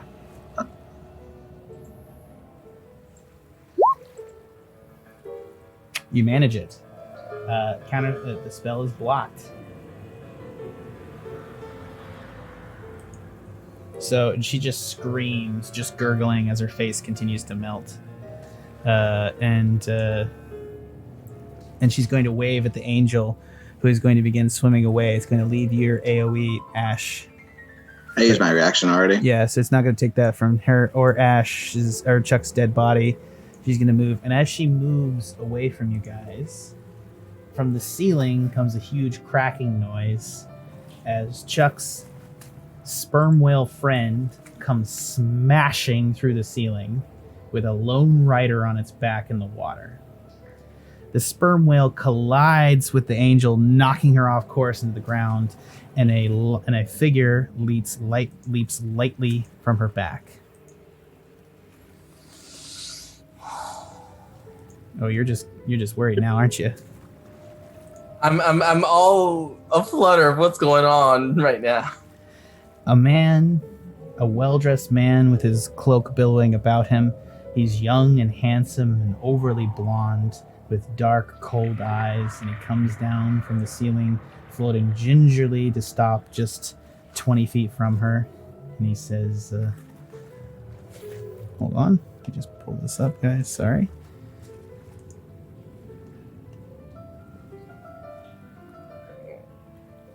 We're being interrupted by super anime protagonists. Literal Aquaman. Not what you think, but sure. Hello, Helena. And then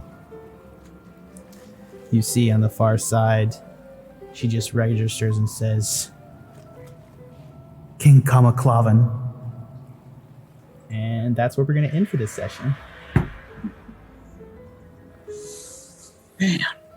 I love how stressed you are, Chuck. I'm going to let you wonder if Chuck's dead or not. Start making a new character, though. We should do that. No, just kidding. Oh, man. Well, I'm not just kidding. We actually need to talk about it. Anyways. No. I'm just saying, like, are we still doing the villains campaign, or can I be a neat old peasant, just, who likes adventuring for fun?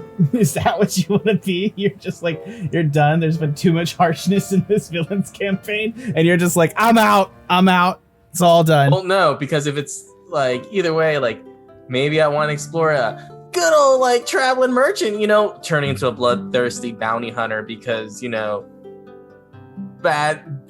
picked up fallen money. We all know picking up fallen money is bad. I don't luck. know. Me and the audience are pretty attached to Chuck. We'll see what happens with him. It's not the first time he's crossed death path. So, and you can play in this session that you only died once. So, you got 2 under your belt now, possibly. More hair in my chest, and that worm is gonna be full on dreadlocks right now. Yeah. All up in my head. The good question is whether or not your soul is sucked into the city of R'Lah. What soul? That's a great question. Do you have a soul, Chuck? Anyways, for the Pen and Paper Pod, this has been Trevor Flynn playing Scree Good night. Road. Sorry. Good night, everybody. Tanner playing Ashe Fallbright, the half-elf shadow sorcerer. Yeah, that's me. And Chuck Angus played the Minotaur Barbarian, or formerly known as the Minotaur Barbarian, now changed Mind Flayer, now changed Dead, played by Edwin Reyes. I'm dead again. I've been your host, Jack Newman. It was a very intense night. It was very, you guys solved a lot of puzzles. You fought a lot of fucking monsters, and then you fought an almost insurmountable task. And y'all give me crap that I make these encounters hard, but y'all really make it hard to throw stuff at you that's just impossible. Y'all fucking come up aces all the time. So from everyone Scree, here, throw acid in her face. I can't believe that happened, and let's not refer to it as that. He was like, "You just throw it in her face," and I was like, "Shit!" Like, I don't know. I didn't see that coming. Yeah. one last time, from everyone here at the Pen and Paper Pod, and by extension the Tuscan Shed Media Network, thank you for listening.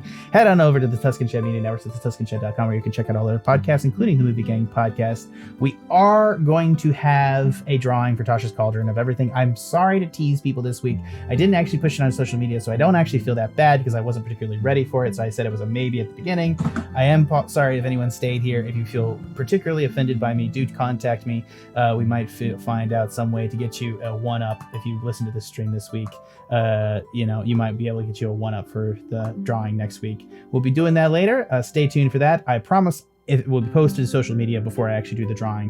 Because what's the point of doing a drawing if you're not going to post it to social media? That doesn't make any fucking sense. I don't know why Chuck thought we were doing it tonight. It means that we can stack the favor for our personal friends by telling them to look at us. Yeah, that's definitely how this is going to work, and why I'm afraid to any of this is friends. A villain's campaign. It's literally, there's just you need to not say shit like that, because there's actually contest rules I have to do and get organized.